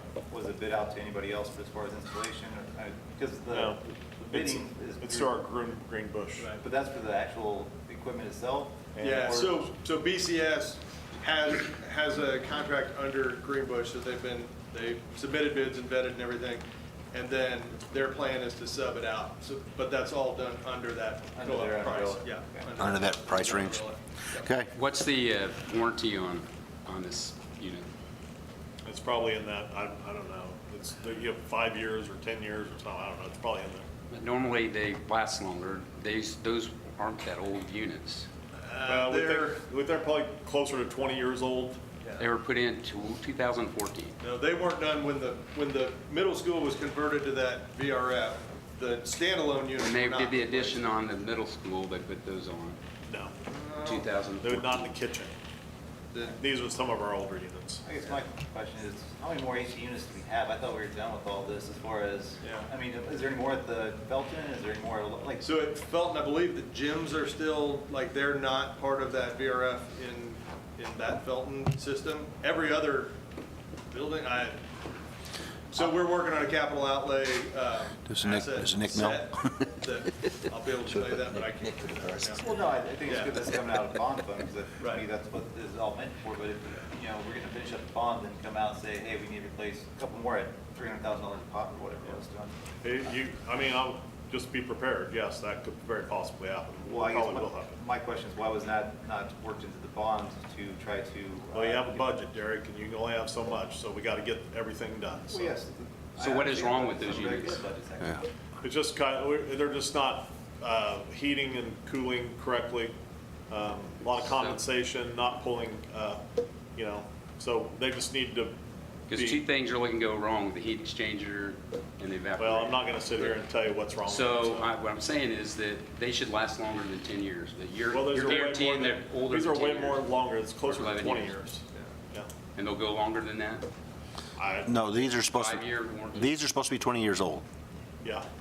I guess I can't pull up the last 5-year, capital outlay plan. Was this on it, the most recent 5-year? I don't know if it was or not. I think so. It was. Pretty sure. I'll pull it and see. Yeah, I can't, diligence moving so slow, I can't find it, but I'll pull it. Yes, it's been Yeah, we've been at least talking one, if about it. not two back. I think it's been on the list. So I'm not an HVAC person. Nick, do you know about this? I mean, you're new. Do you know about this?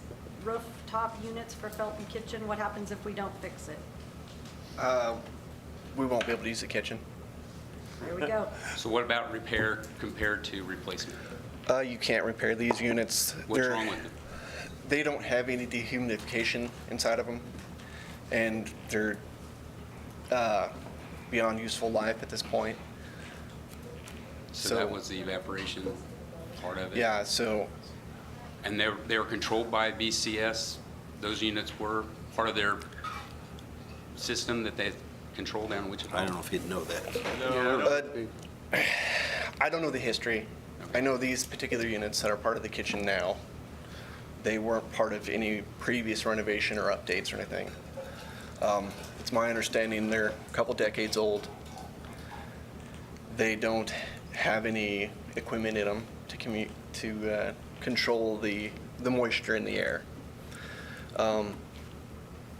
That moisture is settling in the kitchen, causing mold. So, That needs to be fixed, for sure. yeah. So outside of replacing the units, it's basically shut down the kitchen. Do you know the warranty on that? Is it's 5 years? The new units or the existing units? The new ones? I don't know. Okay. What's historically, how long do they, I mean, they last for longer than? So typically you get a 1-year installation warranty, and then beyond that, it goes to the equipment manufacturer's warranty. Some of Those them are can be 5 years. 5 years, those can be 10 years. Like exchanger should be worth, or should last a lot longer than? Yeah, yeah. Yeah, it says in there 1-year parts and labor warranty, and I don't know about the other part. I guess as far as when you sort of took over, your new role, did you walk all the grounds and kind of the rooftop? It looks like you have a pretty good idea of where things are as far as our AC units. across I've been through about 40% of the buildings. There's lots of aged infrastructure still. So I guess, what do you see as the most pressing infrastructure issue that we're going to be put up against? Like, is it Felton, more AC units there, or? I haven't seen all the units there at Felton. These are probably the top of the list that I've seen so far. Electrical's probably another concern in Felton. Some of that probably looks like it's from the 50s or 60s. Yeah, I mean, Felton is our next probably on the list. Well, I get it, but I mean, electrical, you're talking safety issue stuff, or like there's things out of code that could be a shock hazard to people, or? It's all still operating. I haven't gone through it at a detailed level. Well, to So- me, that's bond stuff. I mean, we should make these schools safe and not have mold. I mean, like, those are the core things I would have wanted to see done with the bond. Pretty stuff second, functional stuff first. I'd agree 100%, but I think, We went the other way.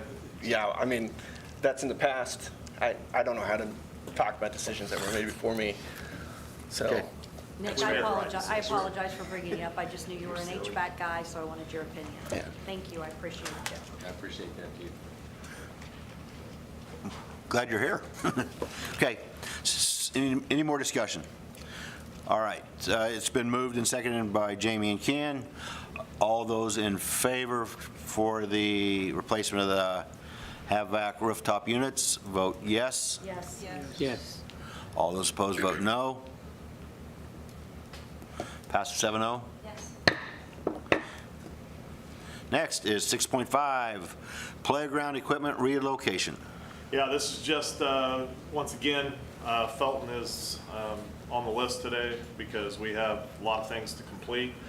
We have playground equipment that was taken off of the Lincoln Elementary grounds has been stored and will also need to be put back up, as well as the equipment that it's currently at Wilson Playground and will be moved across the street. So this is just a bid from commercial builders, which we truly appreciate commercial builders' willingness to take this on and to hopefully get this done before it starts school.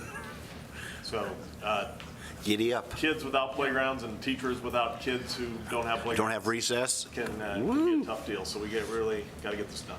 I'll make a motion to approve the bid for commercial builders to relocate the playground equipment from Wilson Elementary and Lincoln Elementary to Felton Elementary for $47,808. Thank you, Ruth. Is there a second? Second. So Ron, you said this includes the installing Lincolns? Yes. And do you remember how much that was to have it pulled off? Was it commercial that took it off, and are they? No, it was a different company. Another They put it in company, storage. Yeah, that took it off. So it was quite a bit just to take it Yeah. off, Yeah, it was. and they're storing it.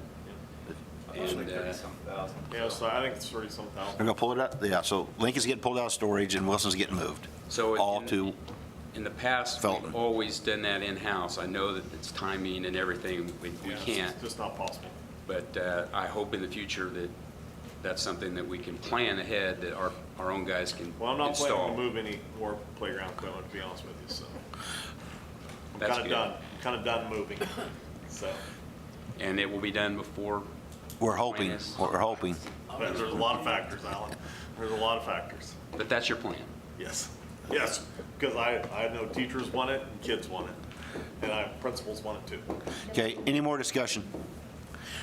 Seeing no more Other discussion? questions? Yes, sir. Was this bid out? I mean, it's over $20,000. Yes. It was a bid. We too. released it on our, yes, we released it as bid. Are they the only ones that bidded? No, we had, well, there was a playground company that we begged to bid because we weren't sure we were gonna get anybody. They didn't really want to come. They shot pretty high. Yeah. Well, I Okay. mean, keep it local and. Okay, Yeah, no, it So- worked out great. How much was that? It was, you said it was a lot higher than It was this? higher. I don't remember off the top Can of you my share head. that with us, send that to us? Sure. Awesome, thank you. all right, let us vote. All those in favor vote yes. Yes. All those opposed vote no. Passes 7-0. Next up is 6.7, Hayes Middle School ceiling tile. No, it's not. Did I mess up? Yeah, 6.6. I am sorry. 6.6, Felton O'Laughlin Elementary display panels. You're gonna talk? Okay. Absolutely. Go. I was going to let Ron take this. No. No? All right. Far away. Talking. So what's attached is just the addition of the flat panel displays, both for Felton and O'Laughlin. It is a cover for the classrooms at Felton. It's not all classrooms at O'Laughlin, but with the new additions and some of the changes there, it's to cover those spaces. It's a match to, we kind of started these displays with Roosevelt in the high school and middle school. Just in timing, we've run across a couple generations now. We started with the 7530s and now we're to the 7531s, but operation-wise, management-wise, they're pretty much identical to what we've been running. What's the plan with the current displays that we have, and are you putting those on Purple Wave, or? So what it's replacing would be coming out of Wilson, the projectors there. Wilson. And we'll send them with our tech recycler the next time they're here, but I doubt that we're There's no gonna. other, like, didn't Felton have some displays that were still left there? Are you still using those? No, it was all projectors. There were three of the displays on carts this last year, just to kind of roll around, get the teachers acclimated to kind of what was coming, but. But at Felton, when we had the middle school, there wasn't any. They probably went to the middle school. No, They all Felton, moved, or- sorry, I'm thinking Wilson. Felton Yeah. was all projectors, and those were still, a lot of them were original to when I started here in 2015. There were So- some TVs. There were some So screens. it's flat. Conference rooms, There were I a think couple would be of about. classrooms that had them too, I've observed. There wasn't a ton, but there were some. Oh, okay, that's fine. That's what I'm guessing. They went with the, Yeah. They went with the middle school. They went Yeah. with people. So we all used, there were no surplus, is what I meant. That's fine. We've got a few still in the office, but yeah. Alan, those projectors are not gonna get you any money. You're No, gonna I'm be talking lucky if about they the turn flat. on. Then they went with, Yeah. They took them Okay. away. So they've City moved. just had some in the office. Yeah, sorry.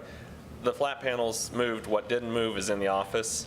If there isn't a home or a use for them, yes, we would purple wave them, but right now I'm trying to put as many of them back into requests for conference rooms, just infill of different spots like that. Great. But the request tonight is just primarily the classroom displays. I wasn't trying to build in bulk for conference rooms and things like that. Makes sense. this is part of the 5-year plan? Correct? Good. Yep. All right. Any other questions? I make a motion to approve the purchase of commercial display panels from KCAV for $85,086.18. Thank you. Thank you, Ruth. All right, we shall call for the vote unless there's any more discussion. All those in favor, vote yes. Yes. Yes. All those opposed, vote no. Passes 7-0. Thank you. Thank you. All right, I'm ready for 6-7. Hayes Middle School ceiling tile. So this would be one of the reasons that, like, was more carryover in capital outlay than what we'd expected. The projects that are all underway at the middle school, finishing off those last rooms, they had been buying small groups or small batches of ceiling tile as they finished rooms. Basically, once we see, hey, we're going over 20,000, we need basically 150 cases to just finish the project. So we took it out, quoted local, and then went through Omnia, the purchasing cooperative, to get a little better price. So this would finish all of the room renovations at Hayes Middle School and leave us a little bit in stock for just replacement breakage and stuff. Okay, I make a motion to approve purchase of ceiling tile from Home Depot using Omnia Purchasing Cooperative pricing in the amount of $22,785. thank you. Is there a second? The Jamie Ruth team. All righty. Any more discussion? This is capital outlay. Yes, yeah. Okay, let us vote. All those in favor, vote yes. Yes. Yes. All those opposed, vote no. Passes 7-1. 6-1. 6-1. I'm getting there. We've already- I am so sorry. Yes, I've been here a while. 6-8. I'll try better. Felton property bids, land, okay. Felton property bids, Oh, yeah. What you have 3 bids that were submitted after you rejected all the bids previously. We had 3, well, I guess 2 that resubmitted that had previously bid on the project, and there was a new bidder. There were 3 bids submitted. Land Inspired, who was previously a bidder, had a bid of $238,000 for the Felton property. PwC previously bid on their the project or the property. Had their bid was submitted at $300,000, and then the new bidder, who did not bid previously but submitted a bid, A&S Unsworth LLC submitted a bid of $410,000.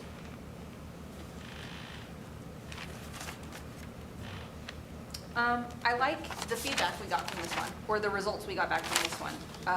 Other than the obvious increase of price that they're offering, I saw some new content. I don't know what else to call it. Was it Unsworth that put forward the idea for a retirement community? I thought that was really unique and original. They currently operate a retirement facility and would just be expanding Yeah, across there in that vicinity. that is just, I feel like a need that we have in our community. I didn't even think of that. I liked it as well. I liked that, that Paul Wertberger increased their price. I liked to see the units that were projected as far as,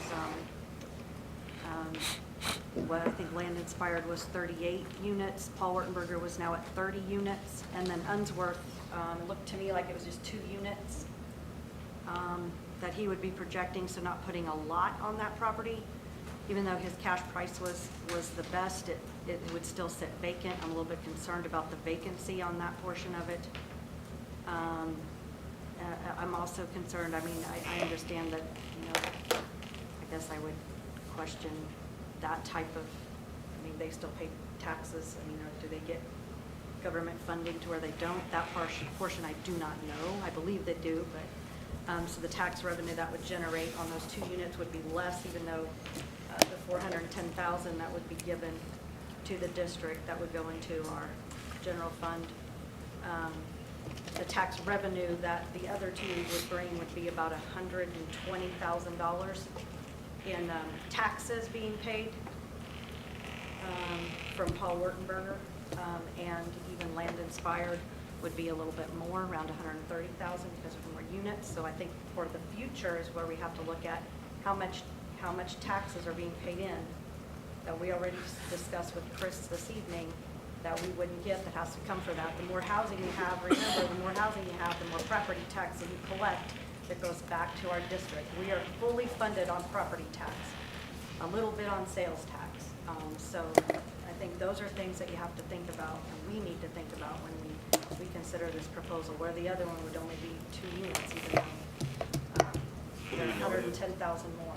I guess it'd be commercial, as a tax, do we honestly know what the tax rate would be for commercial property and whatever they run? Yeah. Yeah, that I don't know, because our house now that they have is on Willow Street, so I don't know if that's considered commercial or not, I don't know. Do some research on it. Okay? I also really like that PwC was offering to the staff, educators first. I think that's really, really important. My question is, could we offer that? Could we have a span? Because the thought of okay, if we could hold on to that, let's hold it for 2 years or something to bring in new teachers as an incentive. I don't know. Yeah, I don't think that's possible, because anytime they have a house done, that I know. it's just burning money if they It was don't. hopeful. Yeah. And I don't know if we want to get into the real estate business. I don't. Yeah, I'll say, what Ruth is saying is absolutely right. The future revenue is going to come more from this housing that Paul Wertberger is offering up than from that home. And I'm just all for that, and it's that middle bid, so I'm just putting that out there. It's reasonable price for us to get for that. I agree. I think that I would like to know what the number is, what the projected tax revenue would be off all 3 of them. We compared them last time. I don't know what it would be under this A7S. Paul Wertberger's would be $120,000 a year. Is there a way to get that for all 3? Yes or no? I could try. I don't know how to, there's a way to do anything.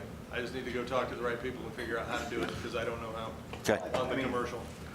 Because I don't know if it will be commercial or whatever. So yes, you can say the word and I'll go try, but I don't know off the top of my head how to do it. As much as I hate to table the same game because it's been dragging on for way too long, I think we're going to make an informed decision on future tax revenue. We should know what the projected tax revenue is going to be. Or not include one because we don't know. Yeah, I agree with you. I move to table the Felton property bids to the next school board meeting. Second. Been moved and seconded. Any more discussion? I would like to add to that, to where I'd like a decision to be made at that next meeting. I would agree. Is that no more Because than August you can't keep meeting? pushing off these builders because their expenses are going up too. So Yep. we're gonna have to make a I decision. Agreed. Agreed. The next meeting is a works, no. No, the next one's a board retreat, but The then retreat was the one after? 17th. It'll be the one after. meeting. Okay. So can you let them know that we'll have a decision by then? Yep, I will. Any other discussion? And we can add this to our retreat to have a. No, we're going to do it at the, No, it's got to be done. we're going to do it at the board meeting. We can't vote on it. No, I'm not talking about voting, but If he has the information to share, sure. to Sure. go over it then, so Sure, we can have sure. maybe have a good idea of what we're Yep. going to do. All right. All those in favor of tabling the motion to the next school board meeting, vote come on, puppy. Is it coming up? Mine's not coming up. You can vote, I'll just do it by. All right. Kurt Viner says yes. Is there anyone Yes. that says no? I'll say no. Yeah, I will too. Ken and Ruth, are you the only two? Okay. Okay, passes 5-2. I can count again. All right. Okay, 6-9, approval of resolution of intent to close Rockwell Administration Center as a special education attendance center and administrative/district offices. Yep, this is just the first step of the several. What we're asking tonight is that you, just of your intention, you're technically not approving that you're closing it yet. That will take place on August 17th. The actual, we'll have a hearing, public hearing, for anyone to come and speak. And then after that, there'll be a vote to actually approve the resolution to close Rockwell. Then, just so everyone understands, once that's done, then we send notification to the Kansas legislature. We have 45 days that we have to wait to see if they respond. Just like Lincoln, we got no response.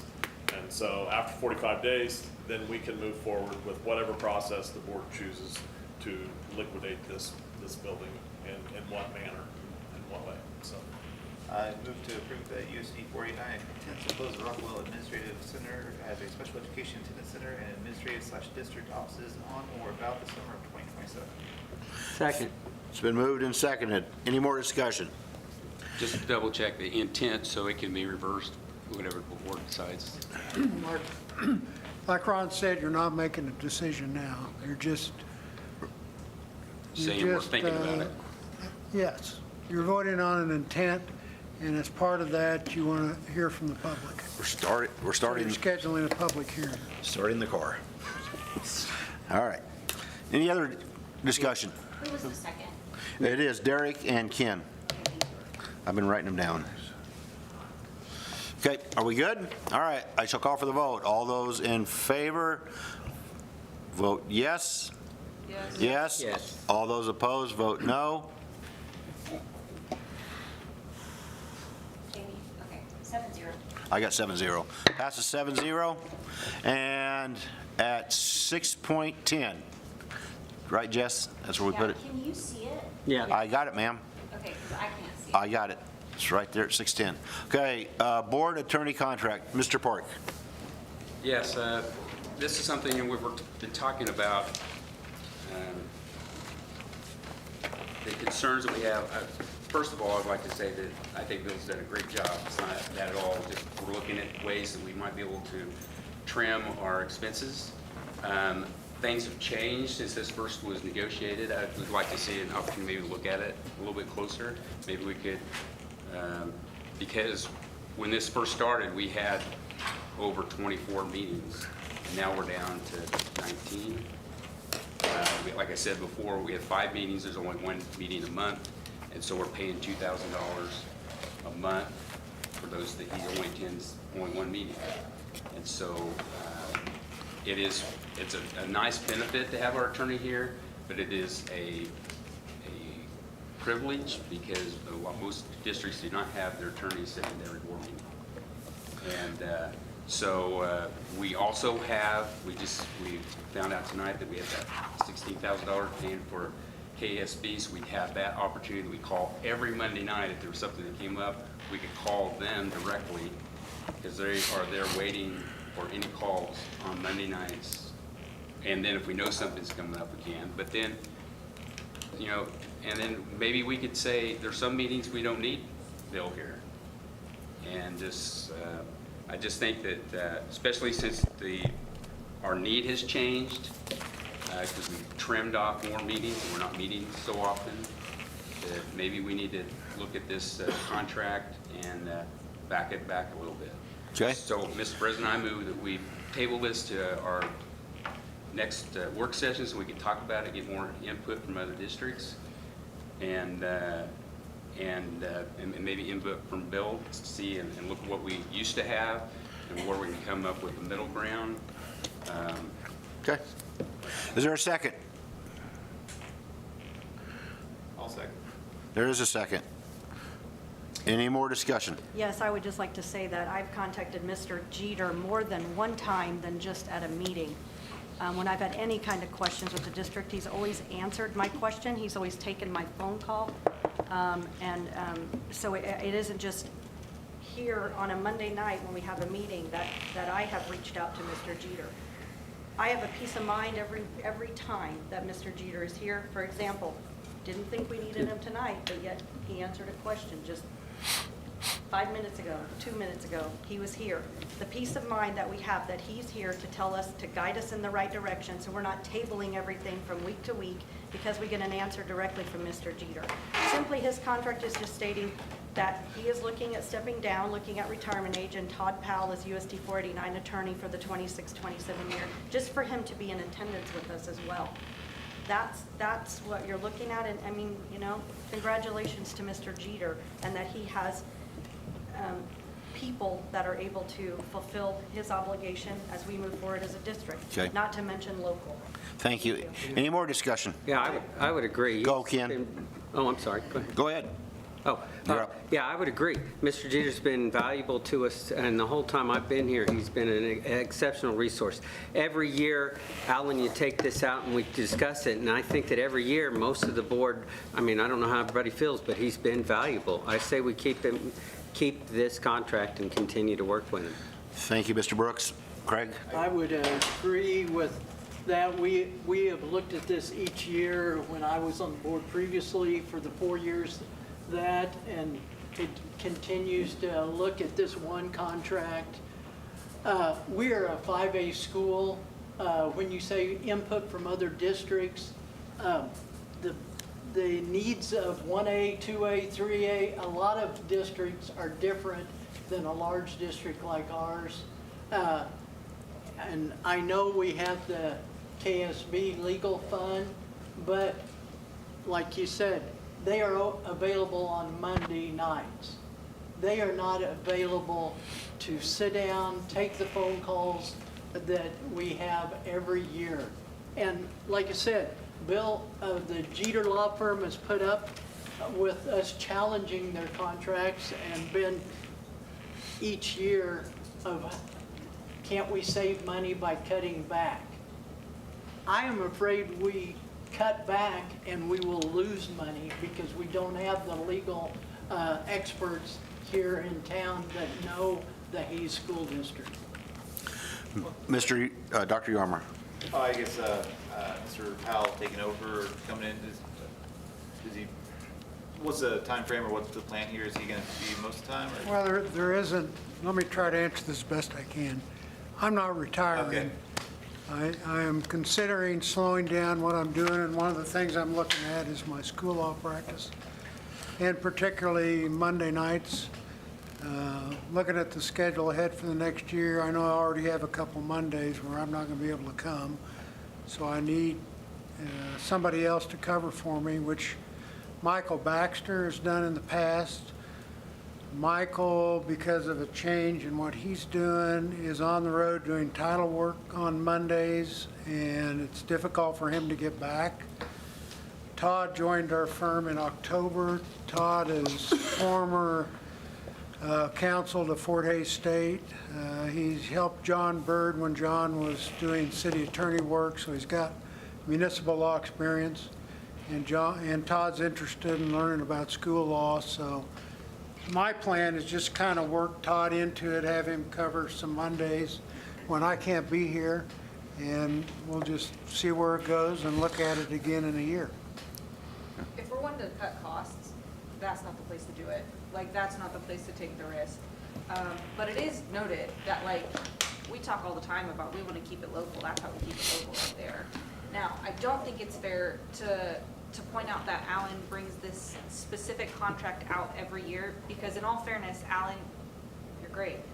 You bring out every contract at every meeting, regardless of if it's Mr. Jeter or Mr. Wilson or whatever. So I don't think it's personal, but yeah, no, that's not where I'm going to cut costs. I'm not going to take that risk. Okay. Everybody's had a chance to speak. I declined to speak, so we shall vote. The motion that we are presented is to table the board attorney contract to be the next school board meeting. And what'd you say? The work session. No, you got to pass this. You wanted to, so it'll be at the next board meeting. Was made by Alan and seconded by Derek. Are we ready, Jess? Yep. Okay, all those in favor of tabling, vote yes. Yes. All those opposed? No. To tabling, vote no. No. Motion fails 5-2. I'd entertain a motion to approve the board attorney contract. I make that motion. Thank you, Ken. Second. Thank you, Craig. Because we've already had discussion, I shall call for the vote. All those to approve the board attorney contract, vote yes. Yes.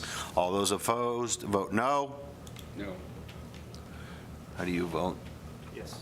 Okay, 6-1? I don't know, I'm not done typing. It's not, I am sorry. I'm in trouble.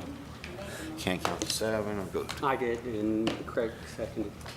I think it's Ken and Craig. Okay, now you should get it. Not yet. Yes, ma'am. Please vote.